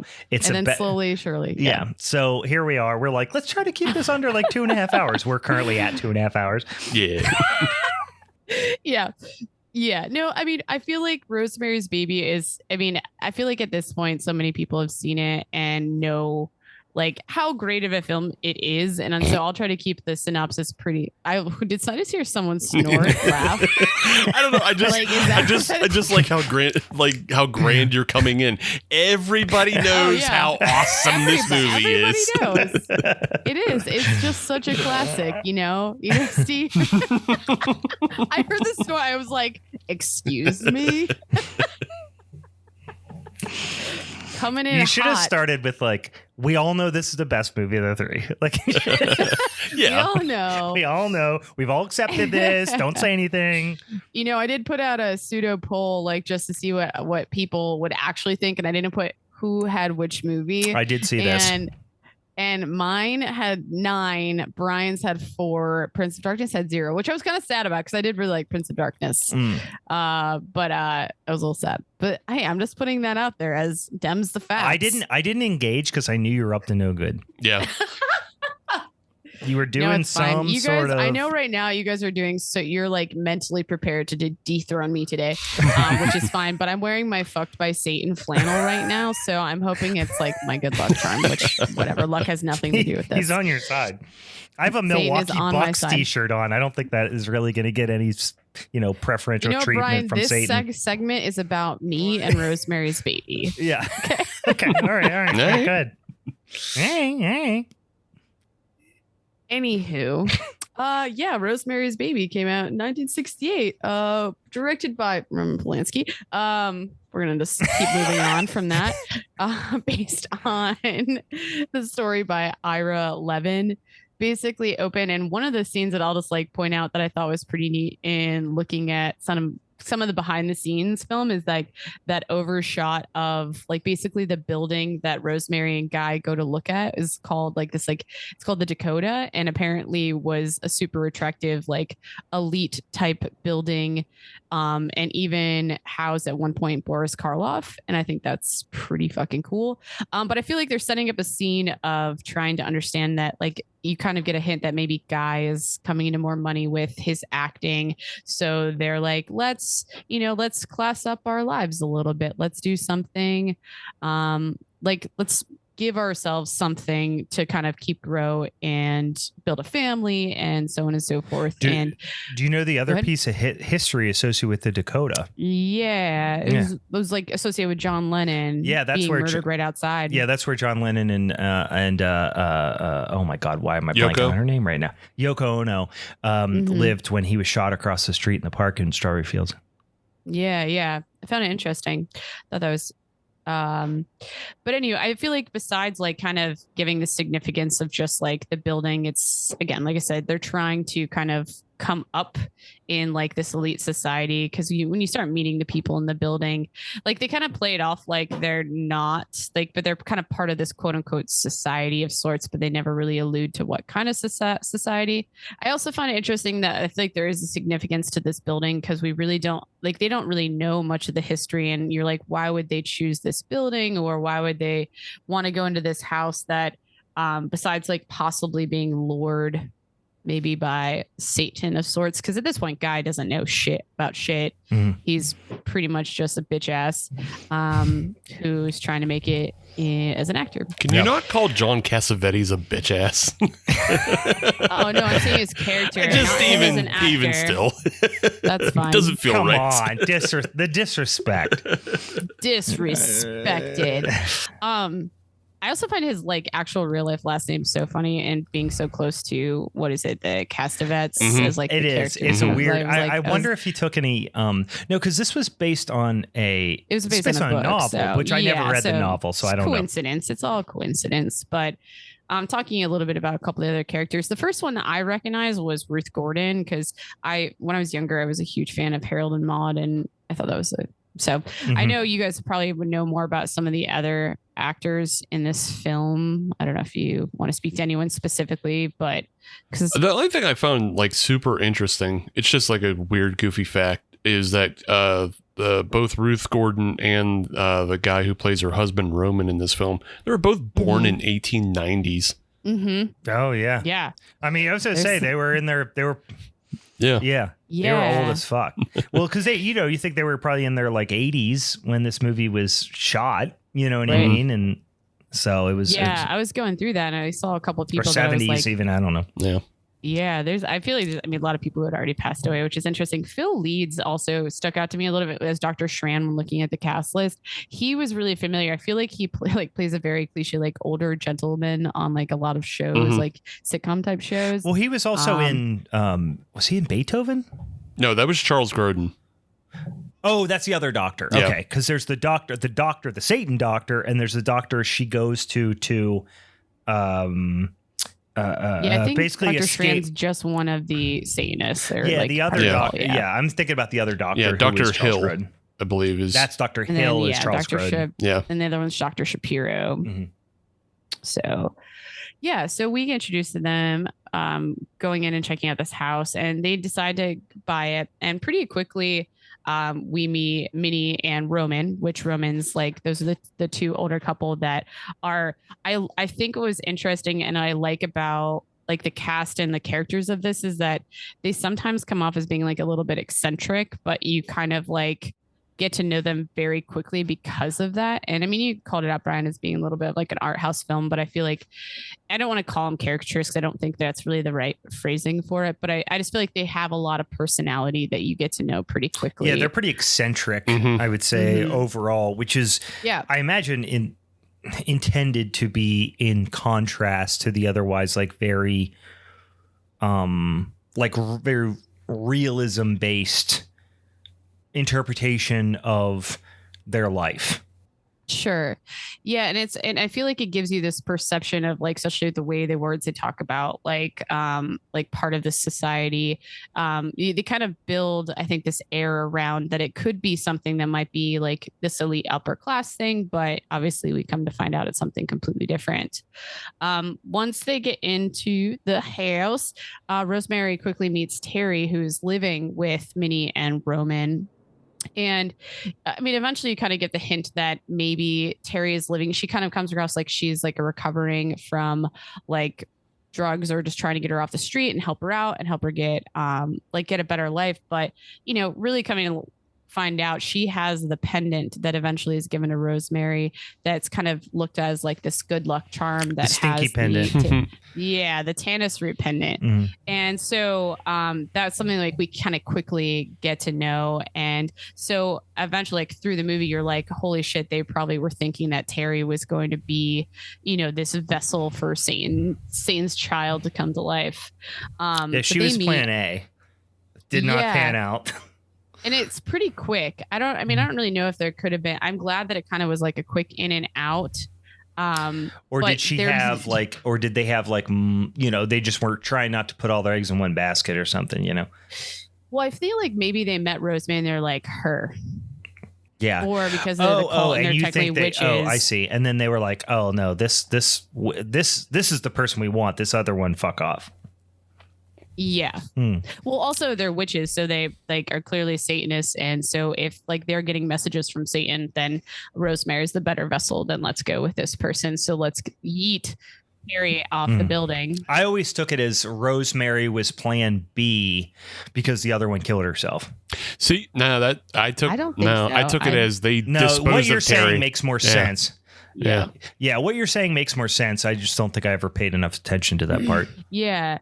I just what I don't like about that specifically is because there's like this ignorance around the whole situation. Granted, I think the Tannis root kind of, I looked in a little bit about it, but the whole idea for like the way they used it in this is like it's also a way of like mind control or control Rosemary as a character.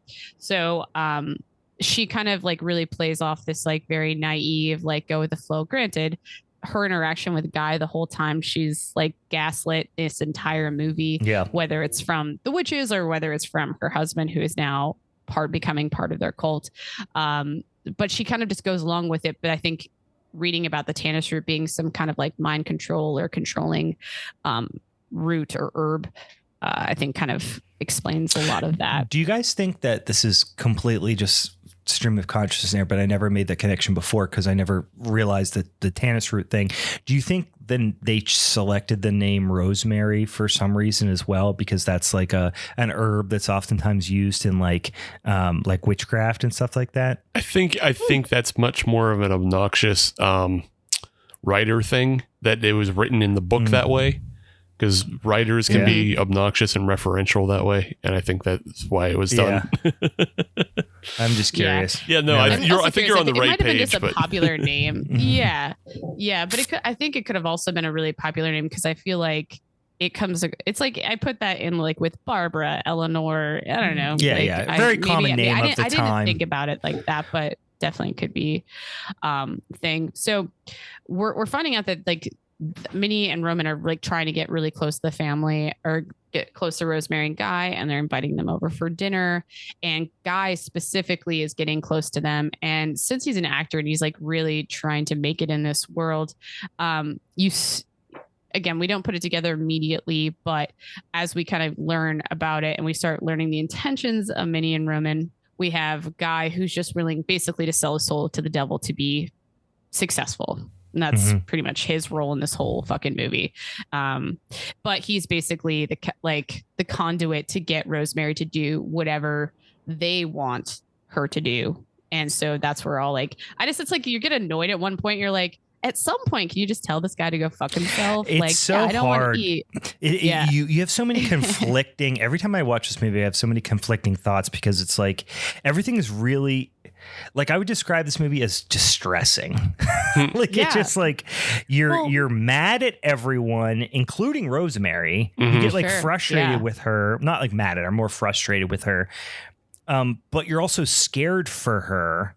And you understand that she's being gaslit and but you constantly want to be like, tell her to fuck off, tell him to fuck off. But like, that's not the story they're trying to tell. Also. Well, and that's also not the story they're trying to tell. Like she is being controlled, she's being manipulated, and like it's kind of victim blaming to like think that way. But you can't help but, because you're empathizing with her, you can't help but put yourself in her position, and you want to say, tell him to fuck off, poke him in the eye, stab him with a fork, you know. Yeah, totally. And I mean, I also think about the time and place of it, that it may not have been comfortable for her to have ever even stepped out of. You know what I mean? So, and she also, it suggested that she led a very sheltered life up to this point. Like she was raised in this very conservative Catholic family. And so, it would have been very much bucking the norm for her to push back at all. Totally. So jumping to like one of like a good peak moment of where some twists start happening. And I'm definitely jumping ahead of a lot of like the little detail here, but the chocolate mousse scene. So basically Guy and Rosemary are like, let's have a baby. We're going to bang tonight. So let's have a really nice dinner to basically, you know, get the juices flowing, whatever. So Minnie brings over the chocolate mousse, which Rosemary immediately is like, something's weird about this. I don't really like it. Guy asserts her that it's like, yep, nope, it's good. Yeah, you can eat it. And she ends up dumping it out. However, she is still drugged at this point. And this is where we get, I think, one of the most interesting scenes. And I think this movie has a way about creating this like what is fact versus what is reality. And I think this is the point where that twist starts happening, where you kind of know what reality is and what her dream state is, but at the same time everything kind of seems so surreal. You're like, this isn't happening. This is just in her head. So she's drugged, and then basically the cult has Satan rape her and impregnate her like a full-on hairy dude. Satan, you don't see him, but you see his pieces. You see his hands, bit of like his hands and his eyes, basically, and you can see that it's not human, whatever it is. Exactly, but it's this very dream-like state. Yeah, it's interesting because like I like these dream states because they're so bizarre, and like they're probably the best filmed sequences, I think, in the film. But they're so bizarre, and they have this quality of there's like dialogue and things happening, and it's things that like what she's hearing is obviously what's being said in the real world, but it's being said in like this non-contextual way to her. And so it like and like everybody's just naked and they're at the ocean, and then they're not at the ocean, and and then like also and I think like, to what you're saying too, like when Guy is like talking, you kind of already get this state that like he's not in control of any of the situation. He's part of who's being controlled, which I think is like a pretty significant point in why like you get kind of more mad at him and annoyed. Yeah, she's like selling him. He sold her out basically for his own self-interest. Exactly. Yeah. So we come to find out she is actually pregnant with Satan's baby, but she doesn't know that. She goes to see Dr. Hill, which is who she was recommended to first. And he takes some blood tests, and he notices something off about it. He's like, we need to get more blood. And so you don't really and she ends up not following through because Minnie and Roman find out she's pregnant, and they're like, no, you're going to go to Dr. Saperstein. And he works with all of our clients. He works with all this. And I think what's interesting too is that, you know, pretty close right after this, one of their old friends, Hutch, who's a writer, he kind of comes in and visits and is like, wow, you don't look great, and so on and so forth. But he backs up that Dr. Saperstein is like actually a good doctor because his grandchildren were delivered by him. So she starts feeling this confidence based on someone she trusts. However, he still is hinting and kind of like, something doesn't seem right. You shouldn't be losing weight. You know, you look very ill. And she feels pretty ill pretty much from the moment she gets pregnant. During that visit, Hutch also noticed he ends up losing a glove, which we kind of find out Guy took so that, you know, because he has these weird suspicions. You know, he knows them really well, and he's looking out for Rosemary. And so he basically gives the glove to the Satanist, and so that they can control him. Mm-hmm. And he becomes ill pretty close after that. However, because he has suspicions, he starts looking into what is actually going on here. And I'll leave like what he ends up giving her later. But we kind of find out that Hutch ends up like going ill, and he kind of falls off. He was supposed to meet Rosemary and then doesn't meet her.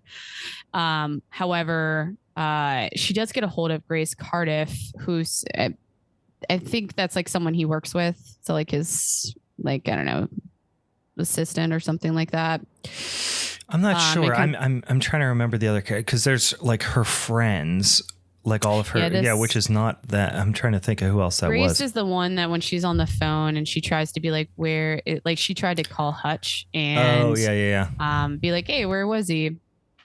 And Grace is the one who answers the phone and just lets her know that he fell ill and that's why he couldn't make it. So she kind of, again, goes along with it. She accepts a lot of like the reality of what's happening, even if it feels very off and weird, you know, even to the point of with Minnie and Roman trying to like control her whole pregnancy by giving her the shakes and whatnot and pretending like they actually care about her and like treating her like a child the whole time. Totally. And then like controlling her and like kind of everyone's constantly pulling her around by the arm. Like, you know what I mean? It's like leading her from place to place, and like, I don't know, the control is so like dark, but always so like just bold faced. They're like, get up here, like leading her by the arm, like eat this, drink this, you know, wear this, and it's done with, oh, sorry, I raped you. Like, but it's also done with such a veneer of like, we're doing what's best for you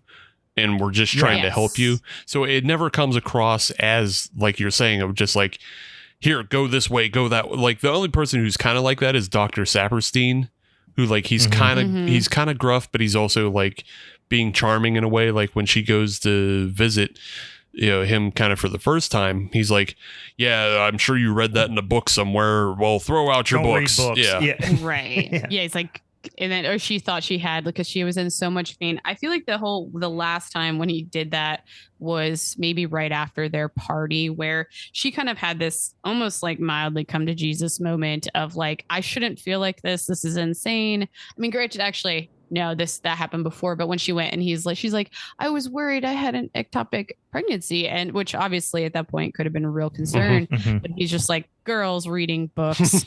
I told you not to do that. Well, and it's like she doesn't know whether to trust herself because she's never been through this before, and she doesn't know how her body's going to react, how her brain's going to react, how her hormones are going to react. So she doesn't know whether. Like, she's suspicious of everyone, but she's also suspicious of herself. So she doesn't know if she's a reliable narrator, you know, from our perspective, I guess. It's just like, it's just such a mind fuck. Yeah. Yeah. And I know I'm definitely breezing over a lot of stuff, but I think one of the next significant moments in this like twist is like when she does decide, she's like, I think it was right after she was supposed to meet with Hutch, is that she hosts a party. She's like, I'm kind of done with everyone. Like telling me what to do. I want to do something for myself. I want some normalcy in my life. So she hosts a party and all of her friends come over. And this is where she starts getting into her head again that she's like, I shouldn't feel like this. But, and so she decides that she's going to call Dr. Hill and try to get back in with him, a doctor that was like well recommended, or just like not go to Dr. Saperstein because he clearly is not necessarily concerned about this idea that she could just be in pain the whole time. So that night, though, she had already stopped taking all of like the shakes and the pills or whatever that they were giving her. And she all of a sudden, from whatever she was eating that night, started feeling better, which this, I think, came off to me mildly confusing, like almost as if maybe there was like a spell on her.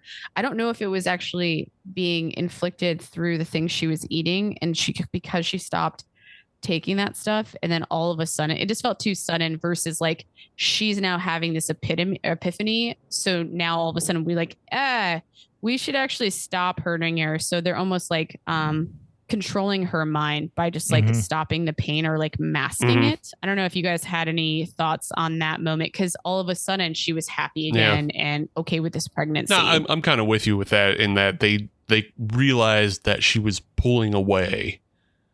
You know, like they couldn't use pain to control her anymore, or else she was gonna, you know, stop seeing Saperstein, stop doing everything else. So let's let whatever spell they were casting, let's end the, you know, let's stop causing her pain with the spell. And it's like we're almost gonna like, I mean, it's almost just going to drug her in a different way kind of thing. You know what I mean? Which is like, I mean, that's the one thing we haven't really talked about a lot, because it's not very particularly pleasant to talk about, but like Roman Polanski is a full on rapist, and literally like drugged women and raped them. So it makes for a very, way too close to home comparison.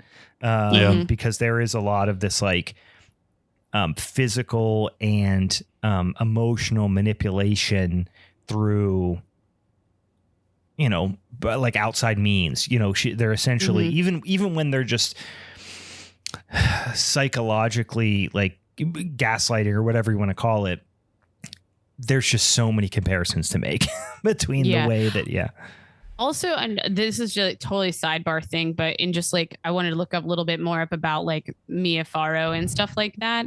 And her history like becomes very interesting, because she was married to Woody Allen for a period of time. So she overall has 4 biological children, but 15 kids. And one of the kids that she ended up adopting is Woody Allen's wife. Right. And I was just like, oh my gosh, this. And then I was reading a little bit further that at one point, like Mia Farrow ended up being like a very manipulative mother to her kids. And like there was a lot of like controversy and like drama around that. I just found this whole like this period of time, these young actors, as well as like thinking about, okay, there's a connection around Polanski, so people are exposed to like this bullshit going on, or wonder if like something happened while the movie was going on that we don't really know about. I don't know. Well, there kind of was. Maybe not necessarily from Roman Polanski, but at this time, Mia Farrow was married to Frank Sinatra. Right. And he was an abusive piece of shit as well. And he was trying to control like her life and career. And I think wound up serving her divorce papers while they are filming this movie. Yep. Insane. And then, insane stuff. And you have the grooming kind of thing. Like she was a victim of that. And then, of course, she probably went on to, you know, unfortunately,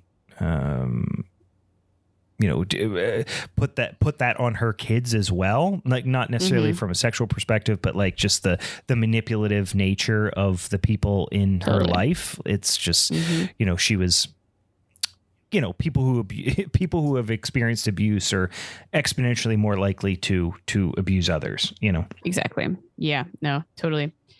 Jump back into this. The next thing I'll bring up. So after we have all this, we go through basically a montage where Rosemary is like kind of enjoying pregnancy. She's like actually getting into it. She's like not questioning anything.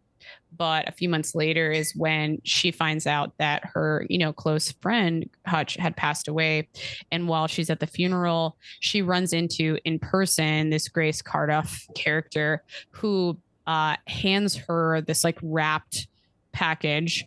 But it was something that Hutch wanted to give her, and basically gave her a message that it's like, hey, it's an anagram. And she doesn't totally know if that means like the title of which we found to find out it's a book that's called All of Them Witches, which I'll also plug here, which is, I thought was a really cool connection with a band, All Them Witches, named after this particular thing. And it's like one of my favorite bands.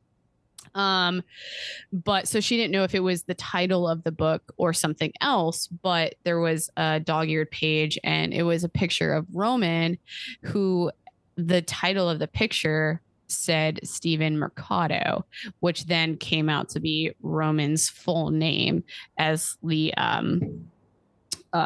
anagram for this whole situation. So she's like, now all of a sudden, this whole reality versus like surreal situation she's in, she's like, I don't understand anything that's going on.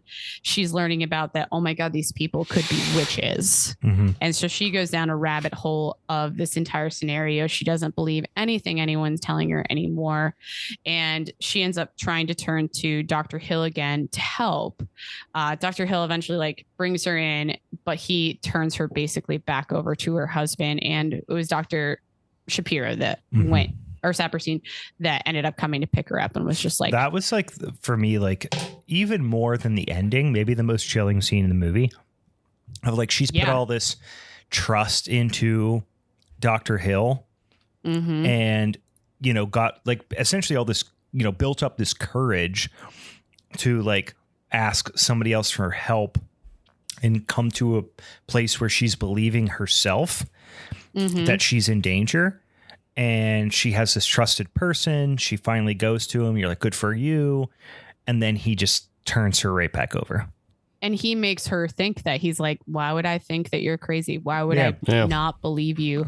Yeah. The only other like fun little Easter egg that was put in this film was when the number that she called when she was in the phone book, it was like the N4 was 4377, which would basically like spelling out hell. So I thought that was interesting. Yeah, I mean, not really. It's not like one of those like significant, but I thought it was cool. Little like, so one of these little double bright hockey spots. Sticks, bro. Yeah, turn it upside down. It spells boobs. You know, one of those things. I called the devil. I knew the devil's number. So basically, while she's getting taken back to the apartment, she runs away and she gets away from them. But obviously, the whole cult is now here. They catch her in the apartment. Basically, they're like, oh, baby's coming. Let's get this baby now. You're like, oh, I don't know if that's really how that works, but hey, I don't question Satanists. They say the baby's gonna come. The baby's gonna come.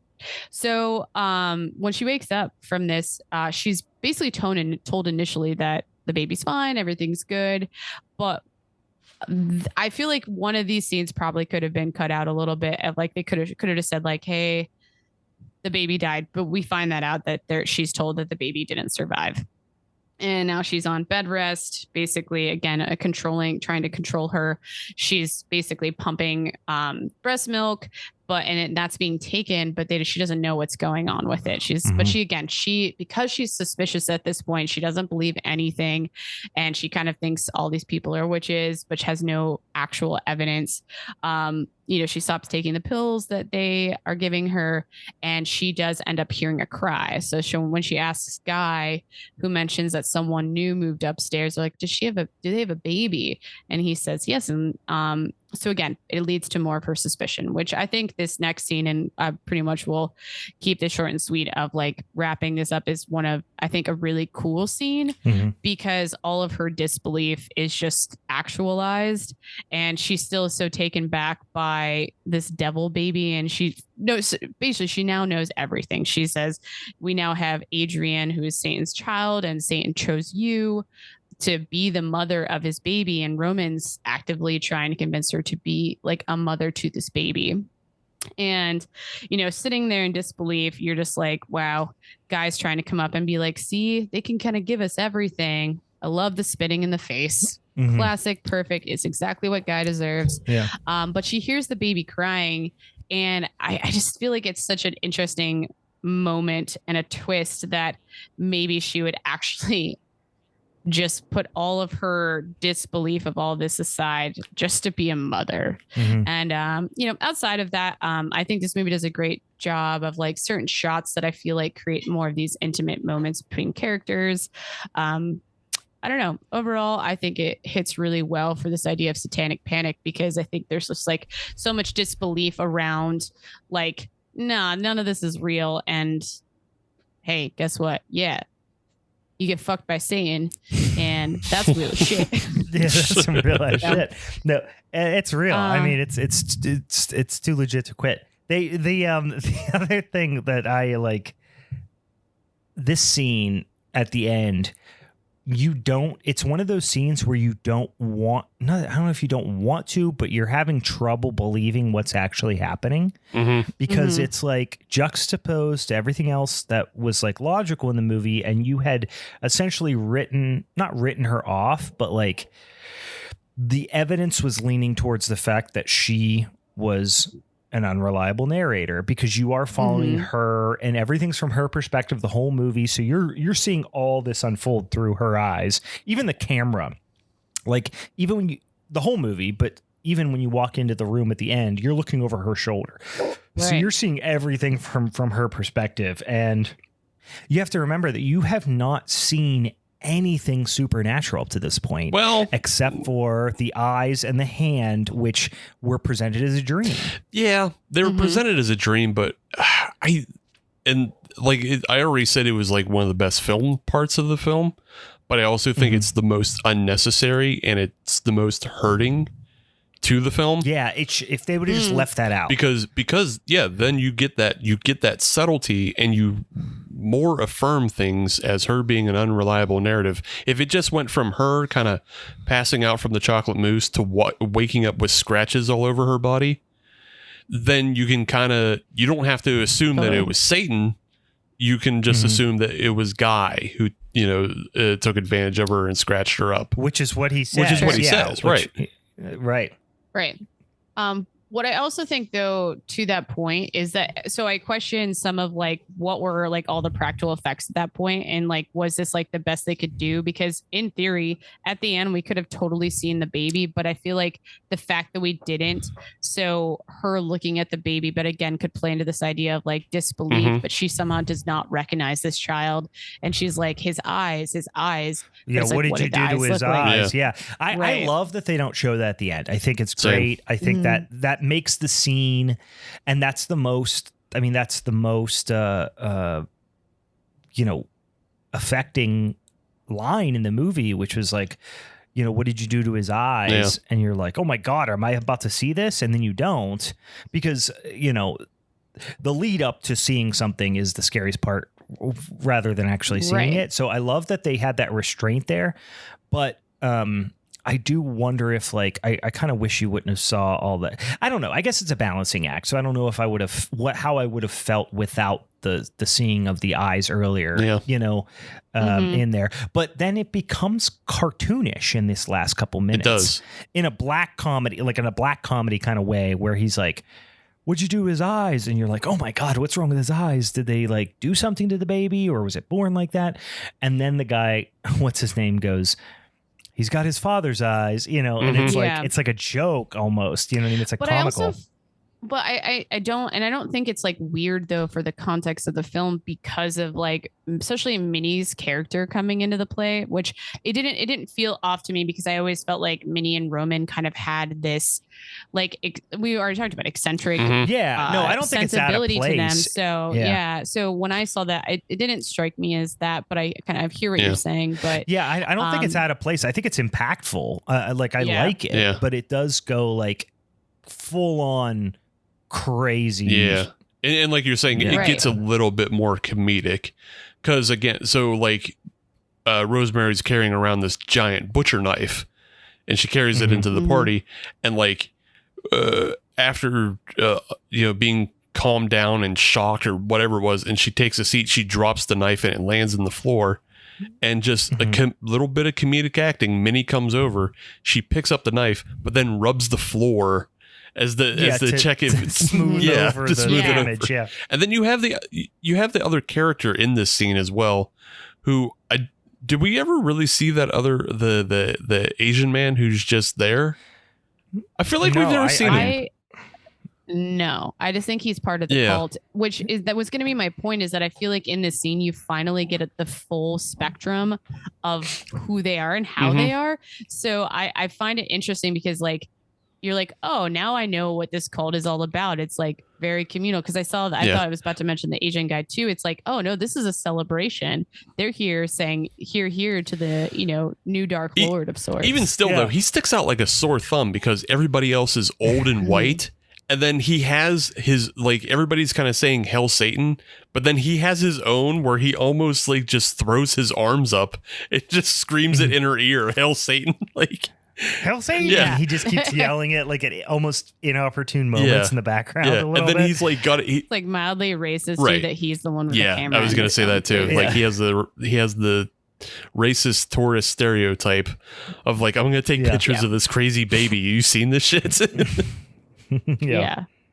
It's weird though, because like it's weird. This is the part where obviously everything is confirmed, and up until this point, you're empathizing with Rosemary, and you're like, you feel like she is not only within her apartment, not only with the people in her lives, like her the people in the building and her husband and all that, but also just in the city as well. Like when she's out in the city, you feel like she's in like a prison. You know what I mean? Like you feel like she's an inmate the whole time. And even when she's like outside and stuff, it feels like she's just like, out on like exercise in the yard or something. You know what I mean? Like I just can't, it always reminds me. She's not out all the time either. Yeah. So No, it just reminds me of an inmate film. Like she's just like, and then all of a sudden, whenever everything is confirmed, all her suspicions are confirmed. Now you're like, oh, she was like held captive. You know what I mean? Essentially. And like a good example of that is the scene where she's trying to call Dr. Hill to get that first meeting, and she's in the phone booth, and just in the background there's just some giant dude blocking the phone booth, and then he's replaced essentially with another guy, but that guy just wanted to use the phone. Like like I don't think those two guys were the same people, even though they were both wearing like brown suits. It's just, it's just something to fuck with you. Like, oh, what? No. Right. Yeah, I think it definitely does a great job throughout the entire thing of bringing in that psychological horror element and stuff with stuff like that you're talking about. Obviously, then the gaslighting, but things, it's just the idea of how much disbelief you then start questioning throughout the entire film as well. So. I was reading about this, and I know it's like a big part. It's like one of those things. I even remember when I watched this movie for the first time. It's like in I think I was in college in like a history of motion picture class, and they were talking about the representation of her physical transformation in the movie. Like that's a thing that like film students and stuff really like to talk about with this movie is like. She cuts her hair, right? She goes with this like pixie cut kind of thing that she's like, that Mia Farrow is like kind of a little bit famous for as well. But, the kind of Vidal Sassoon type of look, that she mentions. But it's very hard to interpret. And I've been back and forth on what the director's goal was about that physical transformation and what it should manifest within her character. And is it like is it this like feminist thing of like bucking the conformity that the patriarchy is demanding, which is obviously represented by her husband primarily, where he's like, I don't like it. You're too uppity or whatever. He's being a dickhead the whole time. Or is it more like a condemnation of like feminism and its individuality? I don't know. I'm curious though too, is because I kind of saw it as one of the first times, because it was right after she was pregnant, if I remember correctly, when that happened, is that it was like the first control point that she was able to have in the scene. Right. And it was still, and so I kind of looked at it as like her trying to like kind of take back that, or like kind of still create a reality around the situation, if that's a stretch or not. But no, that's kind of, I guess, how I always took it. That's the same way I've always taken it, is like, it's like this, she's rejecting, society's, take on femininity and this like weird infantilizing thing. Cause like early in the movie, like she dresses like a little kid. It's really creepy, especially with talks about it like the Polanski aspect of it. Yeah, she's like pigtails and these like dresses that she looks like a child, and it's really creepy. But now she's pregnant too, and now it's like almost this like transformation of like from when she was not pregnant to when she became pregnant. Well, yeah, so I don't know if that was a choice there, where maybe it was more a mature haircut too. You know, that's maybe how I always took it. It's like this is her awakening, or like her taking ownership of like her body and her sexuality and all this stuff, and like society's pushing back on it, but she's standing up to it. That's how I always took it. But I guess there's like a whole nother group of people. I think a lot of people take it that way, but then there's a whole nother group of people that like interpret it more as like this misogynistic thing of like her basically like being selfish, and that's when like the bad things happen. I don't know. I didn't read too much into it, but I always thought that was very counterintuitive from what I took from the movie. But then again, now that you know Polanski and all this stuff, you're like, well, maybe he is a fucking asshole. I don't know. Well, two significant people in her life both were like, you look terrible, and she brushed it off too. Yeah. Which I always took as an empowering thing. I don't know.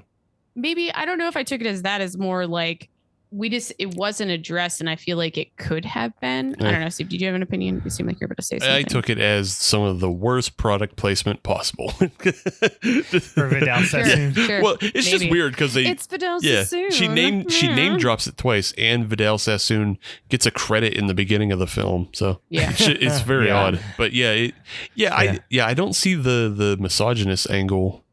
You know, I guess I haven't read that take that you were talking about, Brian.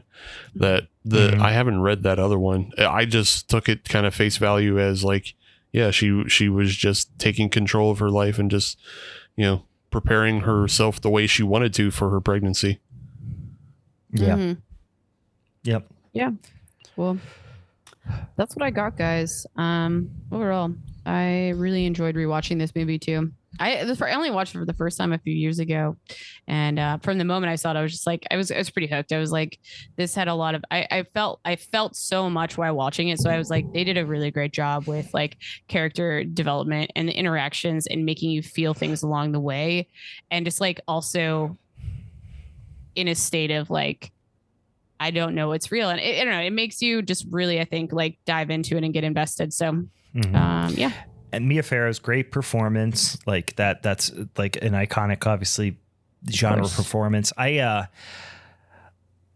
This is one of those movies where you watch it, or you watch another movie that was heavily influenced by it, and you can tell immediately that it was. Sure.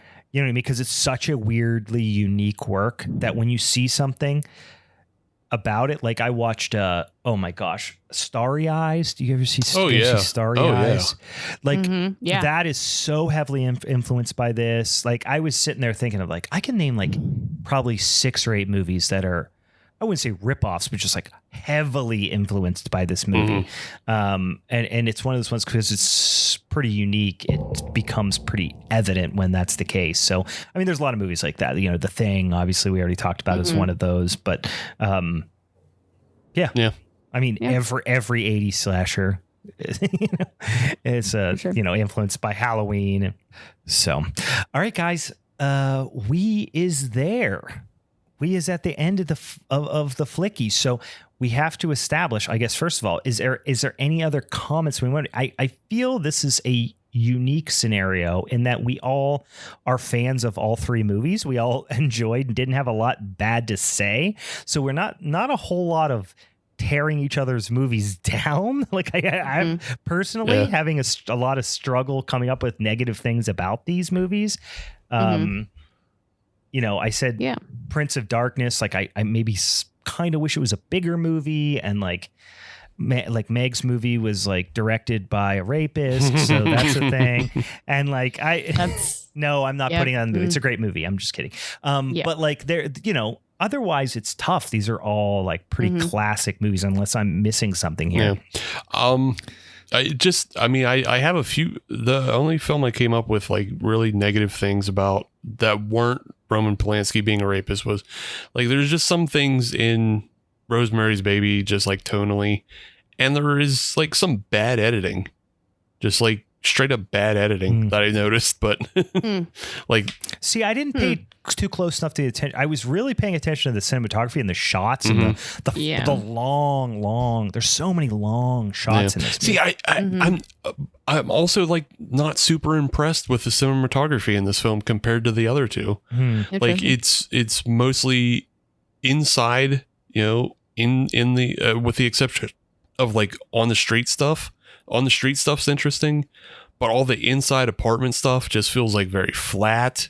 And like, yeah, they're long takes a lot of the time, but it just like, it's flat. It's not terribly interesting to look at compared to like the way the Omen has like so many great shots of like focus being changed from inside to out, like the way Gregory Peck is standing very close in the foreground and you just see like horrific shit in the background.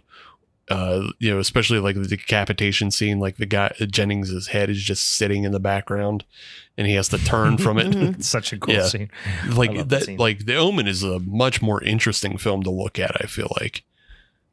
You know, just because it's like Indiana Jones and it's all over the place. And you see like you're shooting from on top of churches as a guy is running through a field from the Satan wind, you know?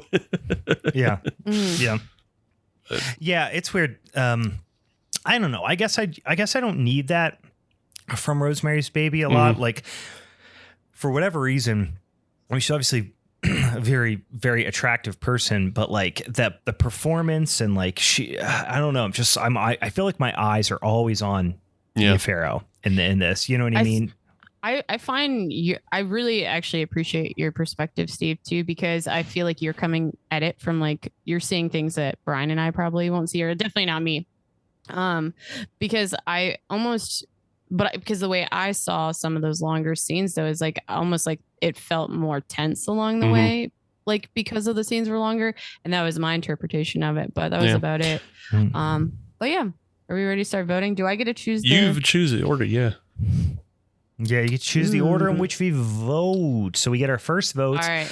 Steve first. I mean, obviously, we're not going to change. We never do. Right. I think that's only ever happened one time. Which, you know what? This is one where I would be lying if I didn't say I thought about it as we were going. But no, I do think I'm going to stick with with The Omen is my favorite of the three. Yeah. Not my favorite, but I think it's the best movie. Right. Yeah, you know? I get you. I hear what you're saying. Yeah, because I like a lot of bad movies, like really genuinely bad movies. Some of them are my favorite. Yeah. For me, like I did just say all those kind of negative things about Rosemary's Baby, but I think like where that film hangs its shingle is on the acting. Because, you know, Mia Farrow is great. John Cassavetes is an amazing actor. He's in my favorite episode of Columbo. That should not sway your judgment. I don't know. It may not. Who knows? But, you know, the four kind of main characters that you're interacting with the Mia Farrow, John Cassavetes, and the Cassavet couple, you know, they're all fantastic actors. You can see them do little things throughout every scene. I just feel like this is Roman's first, I think it's his first American feature horror film. And whatever it was, there's just like so many other things that kind of fall apart for me. It's just, like I said, I find it kind of visually not super interesting. There's just like a lot of weird editing mistakes that bug me. And the whole dream sequence, even though I like it, I feel like they should remove it to make it a stronger film, to reinforce that just unsuspecting narrative. Because like after I see it, I immediately just take at face value that she was raped by Satan. Like why would you show somebody raped by Satan unless they were? You know, it's not, I don't know. It doesn't read doesn't read as like a mystery. Whereas like if you leave that out, it becomes a lot more mysterious because everything else has a veneer of like niceness to it. It becomes hard to prove. So, yeah.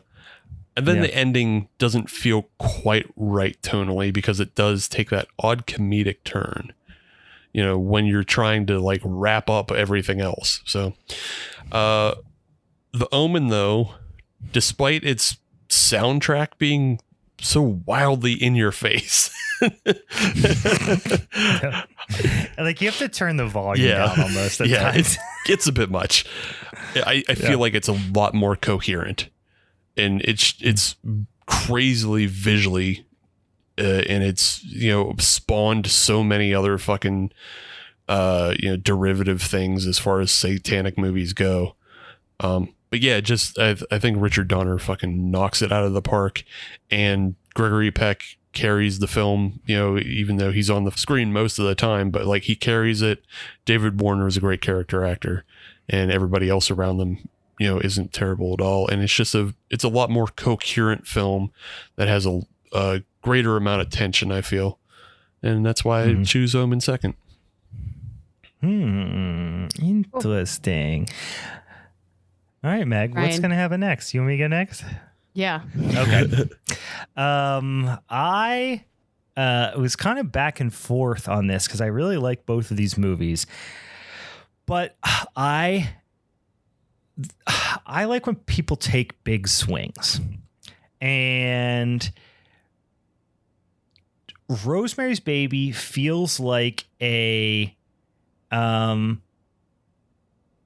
big idea, or not a big idea, a small idea that they kind of like expand out upon. And I always like the unreliable narrator and the are we seeing it through her eyes, or are we seeing the reality of what's happening? I like all that. I mean, again, it's a great movie. It's a classic, but I just appreciate the underdog story and the fact that, the underdog story in the fact that people don't appreciate Prince of Darkness nearly as much as they do. Like, it's such a fun movie. And I don't know why it isn't on TV every 5 seconds around, you know, especially around Halloween time, like so many other movies that are not nearly as good are. And I like that John Carpenter, I enjoy the sensibility of him going, I'm going to explain everything in this script. You know what I mean? Like, I know he didn't, you know, write the whole, you know, the whole story solo or whatever, but I just like the idea of like demystifying things and like showing me what is happening, and it doesn't make it less scary. It just makes it kind of more complex. So for that reason, I'm going Prince of Darkness. I don't know that was that big of a surprise because I fucking love that movie, and I already said it. I already said it was my number one pick, so I kind of let the cat out of the bag there. Just a thought about like why it isn't on TV all the time. Is John Carpenter made this film independently because because like the film before it wasn't a box office smash, so like he had to make this film independently, and then They Live was made independently of the same. So I don't know if there's some sort of rights issue, because you don't see They Live on TV too much either. I feel like I don't, but you see it more than this, I guess. Like, I don't know if you're seeing it on like AMC or anything, but yeah, I don't know. I don't know why I have it in my head that I've seen it on TV maybe years and years ago. Yeah, maybe it was on TNT a bit more because they had the Roddy Piper, but I don't know. Well, and I feel like I saw it on, I definitely saw it on Monster Vision or whatever it was, because I remember seeing Joe Bob Briggs host. That's what I'm probably remembering. With Roddy Piper on as a guest. That's what I'm remembering. Yeah. But without further ado, Meg, how do we end this? Oh, I was already playing Choose Prince of Darkness. Like, I honestly, I don't really have much to say because, I mean, with the Omen, it was my first watch, but I found myself a little bit more bored watching it. I will give it another shot because, especially after hearing both of you guys talk about it, but I didn't necessarily feel that way. So I was like, what did I miss? What was I too bored to like pay attention to? It was not a bad movie, though. I didn't walk away saying it was a bad movie because I think all around we had good picks this month. But so I had too much fun, and I obviously love John Carpenter, and like I was kind of sold, I think, from watching it before even watching The Omen. So sorry, Brian. I apologize. Listen, I ain't mad. I love this movie. I already said it was my number one. It was number one pick, and Steve snaked it. So I'm not mad about Steve rat fucking me and taking this movie. But Meg brought about her own downfall because she could have chose this movie, but instead she gave it to me. I know I could have. Gave it to me. Well, I hadn't seen Prince of Dark. I hadn't seen. Prince you of Darkness, hadn't. Oh, I okay. mean, no. So that's why I didn't want to pick it. I was just like looking at familiar films. I could have just said "fuck you both" and chose it, not having watched just it. Knowing we like it. Yeah. It's like when you see that cake, you're like, I don't really love coconut cream pie, but there's one piece left and I don't want anybody else to have it. Yeah, exactly. Well, now you have that strategy going forward. You know what? Lesson learned. Well, I'll ask this then. So this settles it, right? So going into October, going into the Super Bowl of spooky season, guys, or horror in general, I guess, Steve is going to carry that motherfucking strap into the John Carpenter Showdown for October. That said, Steve, do you have a punishment film lined up for our next mini-sode? Is there something that you do? I do. You do? You do? Yeah. What is it? So we did all this Satan stuff, so I think it's time we do a little reverse Satan.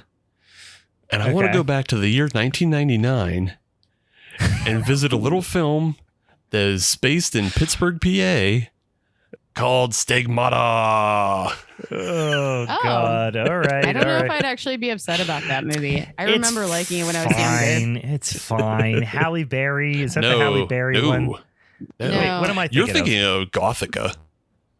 Gothica is what I'm thinking of. Yeah, Stigmata. Okay, boy. Yeah. Why am I blanking? I mean, I know the movie. I'm like, I can. It's the blonde-haired chick who has blue eyes and kind of just naturally looks like a vampire.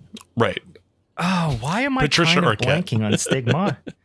Oh, okay. All right. That's her name. Yeah, Patricia Arquette is afflicted by,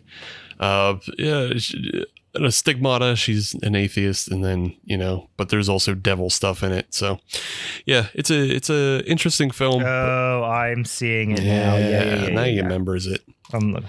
I remembers it now. Yeah, I was definitely thinking of Gothica. Yeah. But it's got Patricia Arquette and Gabriel Byrne. Gabriel Byrne rules. I was wondering. I remember the guys. He has such a familiar face that I forget what else he's in, but he was good. I like it. So we'll check that one out, and I believe it's on the Tubi. So. Ooh, Tubi, yeah, everybody can visit us there. One more note before we head into John Carpenter Showdown Round 2. I'm looking for redemption because I believe this happened to me last year. I went in champ and I lost because I got goddamn shit ass movie. We all got shit ass movies in our defense. Yeah, so guys, we got some spooky shit coming up here in the coming mini-sodes. We've got several mini-sodes in addition to one more Showdown episode through Halloween. And then, you know what? Right after that, I'm not going to lie, I love me some holiday horror, whether it be Thanksgiving or Christmas. But, listen, not getting ahead of ourselves. All I'm saying is stay tuned, you bitches, even after spooky season, because we got a lot of good ass shit coming on down the pike for us. So tune in for some spooky shit in the coming weeks. Go watch yourself some 1999 Stigmata ahead of next week's minisode, and we will reconvene back here on Monday for another motherfucking mini-sode, guys. Anything else I'm forgetting? No. I don't think so. All right, boys and ghouls, thank you for joining us, as always, for the Halloween is Forever crew. I'm Brian. I'm Meg. I'm Champ. See you, bitches. Bye. Bye.